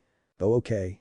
The youngest brother quickly blurted out. He didn't want his brother to feel any more pain. Naruto smirked and deactivated his genjutsu. The youngest brother began to tell the group of who he was being led by and why he wanted Tazuna. Zabuza, huh? And his apprentice Haku. I suppose the two guys have reasons for doing this? Naruto asked as the youngest brother smirked. Haku is a girl, you dunce. The youngest brother laughed as Naruto's face went pale. So she was a girl. Thank God. Thank you, Lord in heaven. I thought I was turning gay or something. Naruto mentally cheered inside his mind. He thought that Haku was a boy, but he was relieved that Haku-chan was actually a girl. Naruto was thinking things on the line as, how am I supposed to fight a girl now? And such. Anyway, we told you all about our master. It's time for you to stick to your part of the deal, the eldest brother said as he finally calmed down from all the mental trauma he experienced. Naruto nodded and released the chains. The two walked their way back to the inn that usually housed Nuke-nin. The group turned around and made their way to Tazuna's house. The group traveled through the forests and to the lake. At that point they had hit a small problem in their mission. There's only two boats, which means that one team can't go on, Sakura said as she stated the obvious. Sasuke smirked and jumped on one of the boats. Like hell am I staying here? I'm going on the boat, Sasuke demanded as he sat down selfishly. Sakura grinned and jumped on the boat with him. I'm with Sasuke-kun.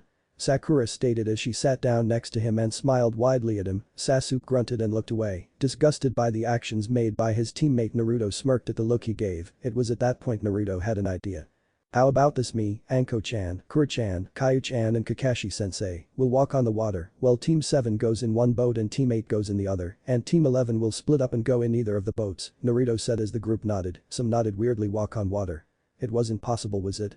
Sure enough, as the groups boarded the ship, Naruto, his older mates and Kakashi started to walk on water like it was a pavement or a street. What are you? Kiba asked Naruto as he walked on the water beside him. Naruto smirked at the male group's amazement. I am the Ramen King. Naruto said enthusiastically yet mockingly.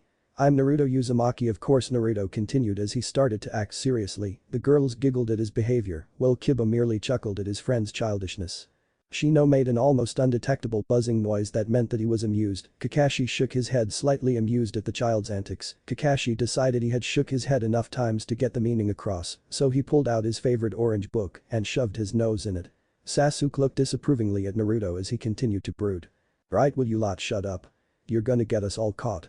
The boat rower quietly yelled. Naruto stuck out his tongue in a childish fashion. As if I would kick their asses. Naruto quietly yelled back, making all the girls giggle more as Naruto struck a heroic position, using one foot to rest of the boat and the other on the water. After a 30-minute walk ride, the group arrived at Wave. It was a horribly poor town. People there seemed to be worse off than even some of the worst towns Naruto had traveled to in his past life. This village always took first prize. Naruto decided that this time he would make a bigger difference. He would do whatever he could. He promised himself this. A small boy, about a year younger than Inari, walked past the group. He was severely malnourished, the worst he'd seen in the village so far. Naruto decided this was enough. A small tear ran down Naruto's face as he saw the poor child. The child seemed to be breathing raspy and had a limp to his step, clearly due to the bloody rags on the child. It indicated he had been attacked. Naruto walked up to the child, who decided to sit down on a tree stump to catch his breath. The boy looked up as he noticed the shadow. His look was first a look of fear as the child noticed someone approaching him, but when he saw the kind, sad look on the older blonde's face, it helped him relax, if even a little. Excuse me, what's your name? Naruto asked kindly as he knelt down to the child's height. The small child shivered a little under the fear, but nevertheless the older boy's kind voice brought strength to his own. My name is Vlad, the boy known as Vlad said as he looked into Naruto's caring blue orbs. Naruto smiled down at the child. Well, Vlad, do you have a family? Naruto asked kindly again, trying not to sound as if he was being intimidating. Vlad nodded shakily as he pointed down the street to a shack that was very run down. I live there with my mom and dad, Vlad said as he looked back at the older blonde who had yet to name himself. Well, Vlad, my name is Naruto and I want to help you, Naruto said, and Vlad looked rather unsettled. This blonde boy named Naruto had just come up to him and told him he wanted to help him like any child that had been neglected. He was rather jumpy and untrusting. Naruto saw this look and tried to make sure that Vlad understood that he wasn't going to deceive or trick him in any way. Don't worry, I wouldn't ever trick a child like you. You've already been through enough, so it seems. Well, Vlad, I will speak to you soon so I can help you. At the moment I need to meet up with a few people, Naruto said as he left the young boy, who nodded dumbly. He still didn't quite understand what was going on, but he could tell that this Naruto guy was good and meant well. Wave Village, Lakeside. 30 minutes later. Naruto stood at the lakeside as he thought of the perfect way to get food into the city. The patrols in the water that made sure that people didn't fish were still there, but what if Naruto casted an illusion on the boats? While this happened, Naruto could use his shadow clones to go in groups and net up all the fish Naruto had earlier found in an abandoned storage house where the fishermen used to keep their equipment. While searching, Naruto came across about 50 fishing lines. Of course, these were very big and hard to move, so shadow clones were needed to carry them. Naruto casted his illusion onto the nearby lookout posts as he made 300 shadow cones, precisely. The 300 clones grabbed the 50 fishing nets, 6 shadow clones per net. As they swam deep into the lake, the shadow clone group split up to take different areas. The original Naruto stayed at the entrance point so he could keep up his genjutsu. The original Naruto was bored out of his mind, another half hour of him staying there silent and motionless, trying not to disturb his advanced genjutsu. After the half hour had gone past, the clones brought the fish up the cliff and up to the top of the hill, out of sight. After they reached that point, Naruto deactivated his genjutsu and ran up to the top to join his clones. When he reached the top, he saw all his clones drenched in water and none of them happy. Alright, you can disperse now, Naruto said with a nervous laugh as he rubbed the back of his head. The clone sent one final glare before poofing off to elsewhere. Naruto sighed as he used a basic ice jutsu usually used for medic nin, where they have to freeze the limb and then chop it off. Of course, this was thankfully for a different reason. Naruto used the ice jutsu on all of the nets of fish. The fish all froze over in a giant ice cube. Naruto got rid of all the nets and put them back in the warehouses before using basic air jutsus to make the giant fish ice cubes float. Naruto brought the ice cubes through the town. It was quite chakra using techniques he was using. He had put a genjutsu on himself and the ice cubes so people wouldn't try to steal them, and he was using wind jutsus to make the move. When Naruto finally arrived at the cold warehouse, he thankfully noticed that it was still open and that someone was inside at the register. Naruto opened the door and brought all the fish inside. It was at this point that he remembered he was still using the genjutsu and that the girl looked rather freaked out. Naruto quickly dispersed the jutsu used on himself. "Sorry about that, I was making sure people couldn't see me," Naruto said as he chuckled and nervously rubbed the back of his head. The girl at the desk smiled at him, as well as a slight blush. "Well, you see, the reason I'm here, it's because of the state the village is in. I couldn't just stay put while this is going on, so I decided to help out after I give you this. I would like my identity to remain anonymous anyway. I would like you to share this out among the villagers free of charge. It should last the entire village 3 months easy," Naruto said as he dispersed the genjutsu on the 50 fish ice cubes. The woman stared awed and pale at the sheer amount of fish here. It was either a miracle or a blessing, she couldn't decide which. She just glumped the blonde-haired boy. "Thank you," she said as she held him tighter. Naruto blushed as he gave off a warm laugh. "It's my pleasure. I would suggest that they be handed out sooner rather than later. The sooner people get fed, then the probability of saving their lives will be increased," Naruto said softly as he released the embrace. The woman smiled back at him with a few tears in her eyes. "Well, I'd love to stay and hand the fish out, but I have a special delivery to make and I have to get back to my friends. I bet they're all worried about where I am," Naruto said happily as he walked out of warehouse. The woman at the reception area smiled and went to get some helpers.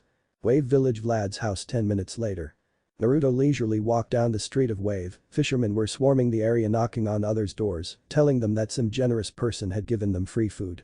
To say the least, the people were tearfully thankful. It warmed Naruto's heart knowing he had done good. Before the fisherman had a chance to tell Vlad and his family, Naruto knocked on the door.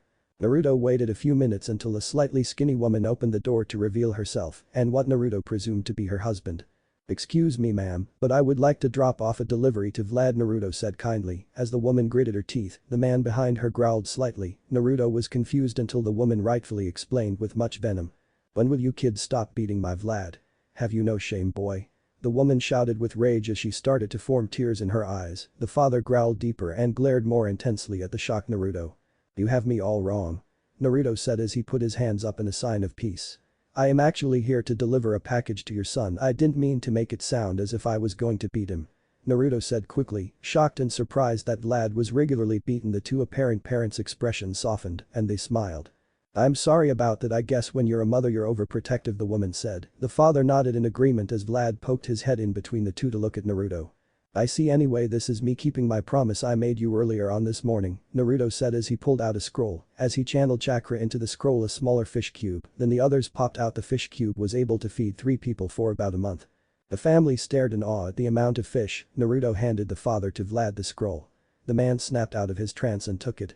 "You should seal it back into the scroll soon so it won't melt when you want the fish. You just channel your chakra into the scroll," Naruto explained. Naruto was about to say goodbye to Vlad and tell him to stay safe but was cut short in his speech when Vlad's mother pounced him. She held him there in a death-like grip. "You saved my son's life, thank you," Vlad whispered softly between her tears. Vlad's father was crying slightly too. They were all worried Vlad wouldn't make it due to his malnourishment as a growing child. Vlad needed to eat as much as he could, yet he was deprived food, so he was the most malnourished. "Not a problem really. I can't stand to see the state this village is in. Oh, by the way, I plan to help build that bridge that is being made, so when that's completed in about 2 weeks' time, then this village will get the income it so sorely needs," Naruto said as the 3 of them gasped. "You can't. Gato controls these lands. He'll kill you if he sees you helping to build the bridge." Vlad's mom worried as she let go to look at him. Naruto smiled kindly back at her. "I'm a ninja, don't worry," Naruto said, pointing to the leaf forehead protector he wore. The group gasped once again. No one from Wave had ever seen a ninja before. It was told they had immense power and extraordinary skills, at least that's what they were told by passing strangers. "An end ninja? Do you have special powers?" Vlad asked excitedly. Naruto chuckled as he nodded his head. "Sorta, we call them jutsus, not powers." Naruto chuckled even more. The family smiled. Vlad was amazed and giddy. "Come on. Show me something cool," Vlad said as Naruto laughed a little more. Vlad's mom and dad wouldn't admit it, but they were very eager also. "What do you want me to show you? Anything in mind?" Naruto asked as Vlad thought hard for a minute. It was at this point that an almost visible light bulb popped above his head. Can you do anything that includes fire? Vlad excitedly asked as both parents leaned in to hear the answer. Yes, I can. If you all come outside where I can show you easier, I would be happy to. Naruto said happily as the family walked out of the house. When Naruto saw that the entire family was watching, Naruto decided to continue. Naruto went through about 20 hand signs a lot slower than usual so the family could see. The family were confused until Pain. Grand Fireball no Jutsu. Naruto shouted as a huge burst of flame that rocketed about 15 meters into the air burst from his mouth. The family were both awed and scared by the ferocity and power this mere child possessed. But you're just a kid. Vlad's father said, shocked as he felt the great heat the fireball held. The other two were speechless and humbled by the might. Old enough to kill, old enough to gamble, drink and have sex. Well, that's what my sensei tells me, Naruto said as he smiled. Vlad's mother blushed while her husband smirked. Vlad had stars in his eyes when he looked Naruto. This kid, not 4 years older than him, had the ability to control fire to such an extent, never mind what else he could do. So tell me kid, why did you give us this fish and nobody else? Vlad's dad asked. Naruto smiled back at him. Well, I already handed out the rest of the fish to the warehouse up there. Naruto pointed up the hill. I decided to give Vlad and his family the biggest lot of fish due to the fact that Vlad is the most malnourished here in the village and due to the fact that I made a promise, Naruto said with a smile. The group smiled back at him. This kid was a hero. The village didn't believe heroes existed, but this kitty was definitely a hero. Well, I can't stay any longer. I have to meet up with my comrades so we can fight off Gato and such. Oh, and one more thing, please keep my identity secret. The name's Naruto Uzumaki, just so you know. I don't want to take the fame nor glory for any of this. Take care. Naruto shouted behind himself as he ran towards where he knew Tazuna lived. The family agreed to keep his identity a secret. The family waved back to the man that was their hero and savior. Wave Village. Tazuna's house. 10 minutes later. Naruto walked through the front door and sat down on the settee, exhausted. Seconds after he sat down, he was almost barraged by sobbing women. Naruto was confused for a few seconds until he remembered the fact that he had been gone for about 2 hours and he didn't exactly tell them where he was going. Naruto-kun. Where have you been? Hinata cried into his chest. We thought you had been kidnapped or something. She continued angrily with tears in her eyes as she looked up and glared. Hinata had red puffy eyes, which meant she had been crying for quite some time. Naruto looked around at the other woman's puffy eyes. They all had the same look, 1/3 sad, 1/3 worried and 1/3 relieved. I'm sorry girls, I had some things to take care of. You know I wouldn't do any of this if I didn't have to. I know I should have told you where I was going, but I had no time, Naruto said as he looked sad and felt bad for hurting any of the girls. The girls smiled, at least he was sorry and felt bad for doing his drastic actions. They all forgave him instantly. We all forgive you, Naruto-kun, Hinata said as she snuggled into his chest as she sighed happily. Ino and Kyuubi snuggled into either side of the crook of his neck as they both let out a small grunt of relaxation. Anko and Kurenai snuggled up to Ino and Kyuubi as they got comfortable. The group of males let their jaws drop as they saw how Naruto had a group of really hot women snuggling up to him, and the girls and Naruto acted as if it were normal. Just at this point Tazuna walked into the room. He didn't see what was happening on the settee due to he couldn't see over it, so he had no idea that Naruto had 5 women huddling up as close as they could to him. He's about ready. My daughter will be in shortly. She normally cooks the food, but apparently some very nice man generously gave a bunch of fish to her warehouse so our people could survive a little longer. It surprises me that people could be so generous. The food supply he gave us could apparently last 3 months for the entire village. Average price range for that amount of fish is easily a couple 100,000 ryo, Tazuna said as he brought a large pot and that held a lot more food due to the newly received fish supply. Really? Wow, that's a really kind thing to do. I hope we meet this person. I would like to thank him for being so kind, Hinata said kindly. Naruto sighed quietly in relief. Thankfully nobody knew it was him that caught and gave away the fish. As the food was served to everyone, Naruto ate quietly for once. That extra chakra signature that he felt during the woods, it felt familiar but not so familiar that he would remember it for being good. If it wasn't a good chakra, what was it? He had to ponder this further later on. At this point Naruto didn't notice a rather happy woman enter the house. He was still in his own little world, thinking things over. Naruto sure had changed. Hello everyone. Are these the ninja that are helping us? The girl that worked at the warehouse asked excitedly. Yes, Tsunami was that woman. Aren't I a master of character plotting? Tazuna turned around and nodded at his daughter. Yes, these are the Konoha ninja that are here to help defend the bridge, Tazuna said as he turned around and smiled at his daughter. The group stood up and introduced themselves. Hello, pleased to meet you. Ino said as she shook Tsunami's hand. Thank you for allowing us into your home, Hinata said as she shook her hand also. I thank you also for allowing us access to your home, Shino said emotionlessly as he walked over to the rest of the people who had greeted Tsunami already. Thank you for housing us, Kurenai smiled as she too went over to the group. Thank you, Anko said with a slight sadistic smile. The smile made a shiver run involuntarily through Tsunami's spine. Yo Kakashi said lazily as he shook Tsunami's hand without taking his eyes away from his perverted novel. Hello, I thank you for being nice to my master and treating him kindly, Kyuubi said as she too shook the young woman's hand respectively. Master? Tsunami, Kakashi, Sakura, Sasuke, Kiba, Shino, Genzi, Tazuna and Sai all wondered.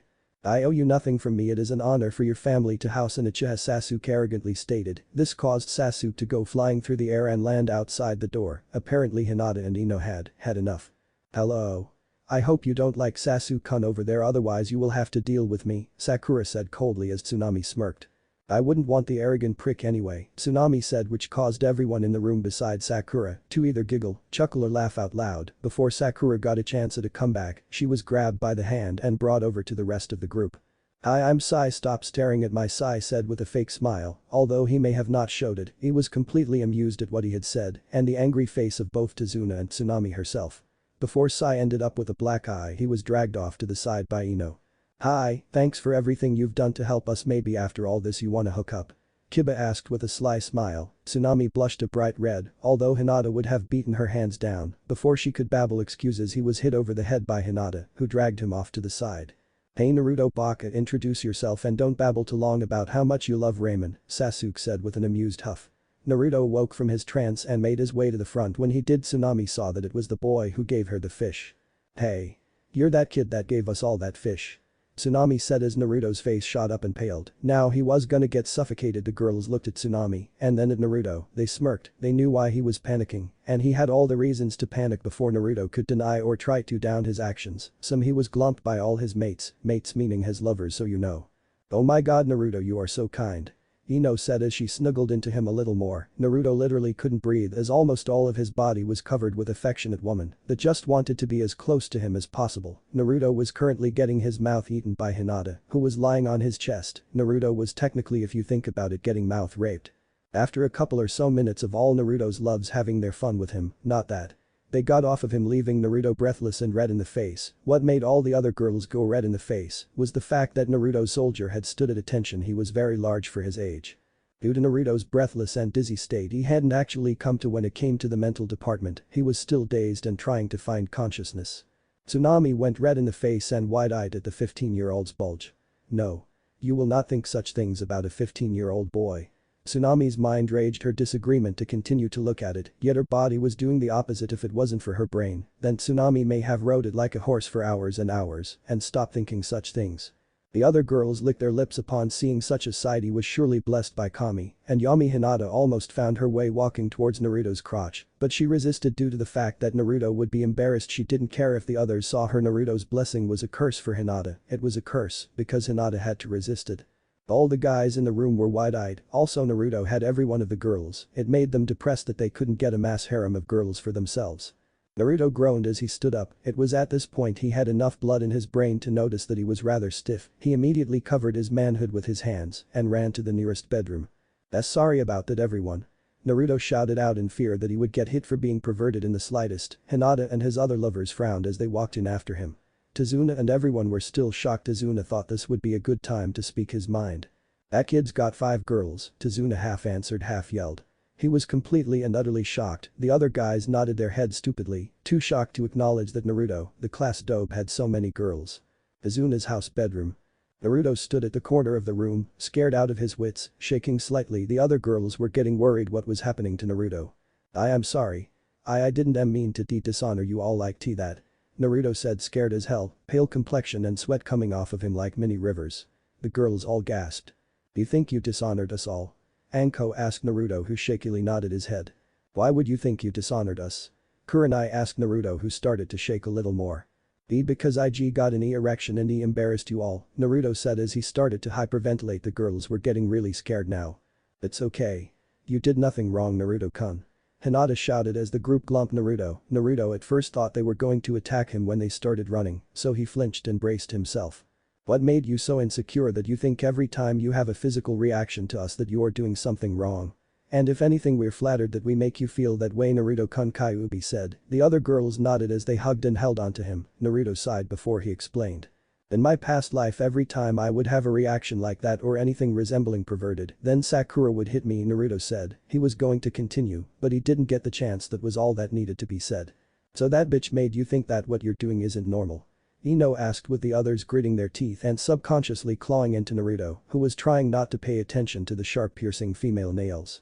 What I did was normal. Naruto asked, that was all the girls needed. Right. That's it. We're having a pink-haired cow for dinner tonight. Ino said, who stormed out of the room followed by 5 very angry kunoichi brandishing weapons. Naruto was too scared, confused and shocked to move. When he did, he let out a yelp of understanding. Once his brain started to work, he ran out of the room to hear a bunch of crashing going on. All 5 girls were using highly synced combos with perfect timing and precision. Sakura was the one being used for the combos. Kakashi tried to stop the group but was effortlessly pushed aside. Besides all the damage being done to Sakura, there was no damage being done to the furniture or the surroundings at all for that matter. Stop. Naruto shouted out in fear. If they killed her now or showed any means to kill her later on, then they will become prime suspects if Kakashi or any of the others tell the council what happened here. The group reluctantly stopped when their lover told them to. They all walked up to him and wrapped their arms around him tightly. I will not have her abuse you or mistreat you like she did, Naruto. She is the reason you feel so lonely, why you don't understand what's happening to you, and why you are sad, Kurenai said, with everyone agreeing. WWH, what the hell was that all F for? Sakura spluttered angrily as she tried to stand, although she was too badly bruised and beaten. In fact, she was so badly beaten that she began to cry again. Because you selfish bitch. You made our man's life a living hell. You know, because of you he thinks that because he has physical feelings for us then he is dishonoring us. You made him think that if he shows us physical love then he is mistreating us. You're a monster with pink hair. Ino shouted, with the others agreeing with a grunt and a glare. The guys scowled with anger. How could Sakura be so cruel? What he does is wrong. He's the class dope and all he does is fawn over me while I try to get Sasuke to love me. He's a pathetic loser. Sakura yelled. She was going to continue with her insults but found herself motionless and then everything went dark for her. Hinata, once Sakura had started to insult Naruto, had used her Gyuukin strike to close all of her chakra points, and to add salt to the wounds she also knocked her unconscious. Sakura landed with a loud hollow thud. Naruto was wide-eyed at what Hinata had done. Don't you ever say anything bad about our Naruto-kun again. Hinata yelled at the unconscious pink-haired body. The rest of the spectators started to pale and back away. They were never going to insult Naruto ever. Wave Village, Tazuna's house. 10 minutes later. The group was almost done with eating their food. Naruto was eating the food slower than he usually would. The reasons behind why were the same things plaguing his mind. How was he going to kill both Sakura and Sasuke without anyone seeing it? Naruto knew that on an A rank mission, if a teammate wasn't listening to instructions, then he would die. If Naruto could come up with a situation where Sasuke literally deserted the group, then Naruto could claim he tried to bring him back, but Sasuke wouldn't listen. In such case he could kill Sasuke, so information on the mission isn't in danger of being leaked.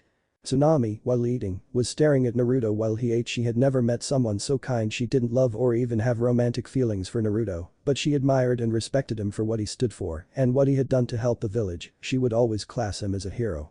Sasuke was indulging his food, thinking that if he beat Naruto then he would somehow prove himself to be better than Naruto. Sasuke ate the last of his food and raised the bowl.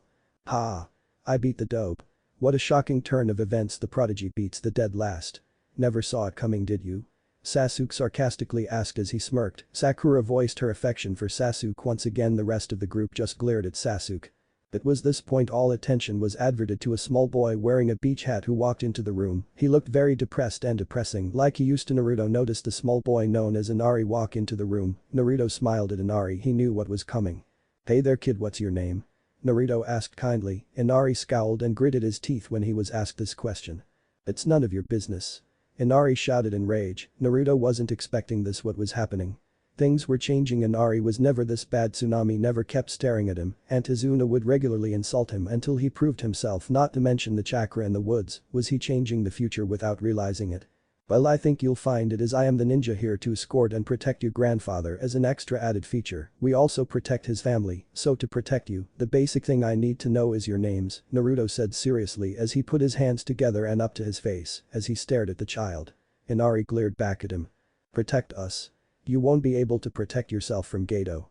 Gato has forced suffering on all our lives. He's made our lives a living hell. And then you ninjas waltz in, not a scar on you. You all lived perfectly good lives with plenty of creature comforts. Grandfather made this house with his own 2 hands. We had to live here. Barely even eating. Inari shouted with a red angry face. Naruto was fuming on the inside, but he let it go. He got up and tried to walk out of the room before he lost control. "Where do you think you're going, ninja? The demon Gato will kill you." Inari shouted in rage as Naruto clenched his hands but kept walking. "Go back to your nice big house and eat your 5-star food then." Inari shouted. He would have continued but found a hand tightly wrapped around his throat. Naruto had moved in the blink of an eye and had lifted Inari up with one hand. Tsunami and Tazuna were worried when they saw this all happen. "You know nothing of suffering, nor of demons, boy," Naruto said in a demonic tone as he released Inari, who fell to the floor panting slightly and rubbing his throat. Naruto ran out of the house before he truly did lose control. Kyuubi ran after him to bring him back. The other girls were straining so hard from getting up and slapping Inari, but they would realize that if they did then Naruto wouldn't be happy. Tsunami got up and checked on her child, while Tazuna was still speechless. "Would he do that?" "I was only telling the truth," Inari said, which caused almost all of the others to literally flip a lid, or so the saying says. Hinata got up and shook Inari violently. "That does it. You know he has seen more suffering than any other man alive." Hinata screamed at the frightened child. "He is a damned ocean of what real pain is." Hinata carried on as tears welled up in her eyes. "You have no idea what that boy has been through." Hinata began to sob as she carried on shaking the dizzy boy. Ino and Kurenai dragged Hinata away as Anko held back Kiba and Shino Genzi was fuming. But she decided that Hinata would deal with all of this. She decided that she would held Sai back, who was strangely angry. He didn't even know Naruto, yet he was angry at what Inari said. Kurenai took Hinata off to the side while Hinata sobbed into her previous lives friend and sensei's chest. Ino soothed her by rubbing her back. They felt her pain, but they held their own back. They had seen what Naruto held beneath his shirt. It wasn't a pleasant sight. Flashback: previous life when the Konoha 12 were all 17 years old. Naruto and the rest of the Konoha 12 minus Sasuke Uchiha were in the hospital ward waiting. Naruto had just beaten Orochimaru and most of the Hidden Sound village. Kabuto had also died by Naruto's hand. Sasuke on the other hand was spared by Naruto. Naruto had the perfect chance to kill Sasuke and end his life, but he couldn't do it, so as he tried to leave to return to Konoha, he was assaulted by the angry Uchiha. Sasuke had plunged a Chidori through Naruto's stomach and to add that little extra kick to the groin, he used a poisonous dagger that entered his bloodstream. Kyuubi's chakra wasn't working because Naruto had used it all in killing off the entire Sound village. The poison spread fast as Sasuke retreated. He would have finished the job had he not seen the Konoha medical team arrive. Sasuke fled into the forest until exhaustion and chakra depletion claimed him. Naruto on the other hand collapsed to the floor as he welcomed the seeping black that swirled around the edges of his eyes. Konoha Hospital 10 hours later. Naruto laid on the hospital's bed. He was still unconscious, presumed to be in a coma when in actuality he was in his mind, while Kyuubi healed both her container and her chakra supplies. Hinata, Ino, Kurenai, Anko, Tsunade, Shizune, Tamari, Tenten, Isaribi and Shion were all in his room. As they watched him his breaths were raspy and he sweated quite a bit. They were told that it was the poison taking its effects. Tsunade tried to heal him, but the poison clung too deep into his organs to let go. It had a secondary compound, which was a close mixture of both titanium and a sort of chewing gum property. Thanks to its metallic properties the poison couldn't be extracted, and thanks to its sticky nature, they couldn't wash the poison out either. Hinata and Shion held either hand as their watery, red puffy eyes watched him, eyes begging him to wake up. The others sat near him and watched his face contort with pain every now and then. Sometimes the pain got too much and Naruto would let out a scream of pain or a grunt of agony. This would make some of the girls sob while they watched the man they love go through extreme pain. Naruto suddenly let out a great shout of pain as he started to bleed from his eyes and ears. Tsunade, who acted quickly, ripped Naruto's shirt off to see if she could help regenerate any more tissue. Tsunade had never operated on Naruto and had never seen him take his jacket off, but the sight she saw would haunt her for the rest of her waking moments. On Naruto's stomach were scars, some deep, some shallow, but all of them seemed to be done with malice and hate. Pure undeniable anger drove the people who did this to Naruto on his front. They could see someone had wrote demon and slightly below it scum. It was truly a horrific sight. The scars seemed to have been stretched and aged. Obviously Naruto had these scars at an early age. Tsunade snapped out of her shock and horror and began to pump green chakra into his body. Naruto grunted in pain. The extra chakra helped Kyuubi to pump her chakra freely through Naruto's, thus healing him rapidly. The poison's toxins were broken down to harmless particles and neutralized by Naruto's blood cells. Helps to know human anatomy. When Naruto came to he noticed he wasn't covered and his genjutsu had failed on him while he lost all of his chakra. The genjutsu itself was the reason Naruto sucked at genjutsu. Naruto had to keep up the permanent genjutsu up all the time. It didn't waste any chakra due to Naruto's special seals, but if he ran out of chakra then the genjutsu would fail and he would be exposed. Naruto sat up with his back to the edge of the bed. The girls' horror-filled faces made him wince. He knew this was coming. People seeing how hideous his body really was. Naruto knew what was coming. He shut his eyes and waited for either A or B to happen. A, being that they would scream in horror and start to try to kill him thinking he was a monster. Or B, being that they would scream in horror and run out of the room, screaming for him to stay away. In actuality, they flung themselves at him and tried to soothe him as their own tears fell. Why do you have all these scars, Naruto-kun? Hinata asked between her sobs. The other girls looked up at him with teary eyes, all wanting to understand. Naruto was shocked at such an act. He was a monster, a demon to be precise. Why would such beautiful girls pay any attention or sorrow for him? Well, when I was younger I was beaten well. Hunted to be precise. They saw it as a sick joke to hunt a fox, and when I was 5 they strapped me down and took turns inscribing these scars into me. They used to try and do it on a regular basis, but thanks to Kyuubi's chakra and healing abilities, it wouldn't scar, so one day they decided to experiment using a red-hot poker to scar me, and before my wounds could heal they put salt on the wound and used gravel just for the added pain. After that they used it again and placed more salt on the scar so that the scar healed before it could heal the missing tissue, Naruto said sadly with a small smile. The others were devastated. How could one person live through this? But the worst thing so far is they knew there was more to come. Seems as though we're on the subject. I think you all deserve to know all my life since as early as I can remember I was pretty much abused. I was denied food at the orphanarium, I was kicked out of all libraries, and most of this hospital's nurses and doctors try to kill me when I am brought here. That's why I have my own personal nurse and doctor, the only two in the hospital that won't try to kill me. Will I sleep? Naruto said with another sad smile. The girls started crying harder now. All my life I have been a target for assassins, a liability to a group or community, and I have been beaten, tortured, burned, skinned, hacked, chopped, raped, among other things, Naruto said as a small tear fell from his eyes as he said the last part. The others all went green at that point. They were all a mix of emotions, all having the same thoughts or thinking of doing the same action. Some wanted to cry out as hard as they could. Well, they held Naruto closer. They also wanted to be sick from hearing that Naruto was raped, and they wanted to ask who hurt him, who starved him, and most of all who raped him. Who? Hinata whispered quietly. What do you mean? Naruto asked quietly. Also, he couldn't bring himself to be happy today, not even his mask would work. Who? Who raped you? Hinata all but screamed. The others nodded and started to clutch a little tighter to Naruto. Their rage and hate was almost visible. I won't tell you, she is a person I must kill, Naruto said as he got a distant cold look. Anko nodded in understanding. She knew what it felt like to want to kill someone yourself. Even if she hadn't killed Orochimaru, he was still dead, but Naruto needed to kill this woman. It was obvious the others were just slightly relieved he was raped by a female. At least Naruto wouldn't suffer from too much mental trauma. Then flashback to Zuna's house dining room. Hinata had mostly calmed down now. She had stopped crying, and now she sat on the settee with Anko hugging her left side and Kurenai hugging her right. Ino sat down over the three of girl woman's laps as Hinata massaged Ino's lower back, which she moaned as Hinata's nimble fingers worked their magic. Inari was still pretty shook up about what had happened. Sasuke and Sakura decided this was as good a time as any to bash Naruto behind his back. Ha! The dope ran off crying. Probably crying about the fact that he is nothing to Inoue. Sasuke convinced himself his words were the truth before he could gloat about it. He found that Anko had launched him out the door. The door thankfully didn't break, but it was slightly shook up and maybe loosened. Sakura saw this as a perfect time as any to be the one to help Sasuke and earn his love. Why did you do that? It wasn't. Sakura didn't continue as Anko quickly punched Sakura out of the same door. I have had enough of your shit. If you continue to bash my man, then I will get Manda to eat your souls. Anko shouted angrily as she shut the doors behind her. She looked back at the group who had dispatched the guys deciding to go to bed early while the girls sat together. Anko smiled and walked back to them. Genzi was still blushing that they were all close together. She secretly hoped that Naruto would allow her to join his group. Wave village clearing in the woods.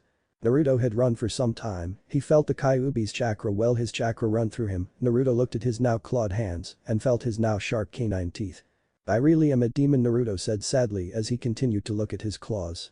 All of a sudden he felt he had been tackled. When he hit the floor he rolled over and clung to his attacker, pinning the assailant to the ground. When he noticed it was Kyuubi, he was confused. When he looked into her eyes, he was even more confused. She had tears welling up and falling from her eyes. Please don't ever say that. You don't realize how much it hurts us to hear you say that, do you? Kyuubi said as she overpowered Naruto and laid him on the floor while she snuggled up to him as she dried her tears. Naruto shook his head sadly. I'm sorry Kyuubi-chan, it just upsets me sometimes how people can ridicule demons they know nothing of us, and yet they allow stereotypical propaganda rule their viewpoints. It would make sense if they had actual recordings of demons willingly attacking villages. They have no proof that a demon attacked a village of his own free will, yet they slander us because they don't understand, Naruto said as. He got up, he smiled as he hugged Kyuubi close to him before they started their walk back. I know how you feel, master. Don't let them intimidate you into losing sight of what you want to achieve. I promise you that I and the girls will help you with your goals to become Hokage, to raise a family and to be loved. We already love you with every whim and fiber of our being, Kyuubi said as she gave a reassuring squeeze to Naruto's waist. Naruto let a few tears of joy run down his face. It was true, he was truly loved and he truly loved them back. Wave Village, Tazuna's house. 20 minutes later.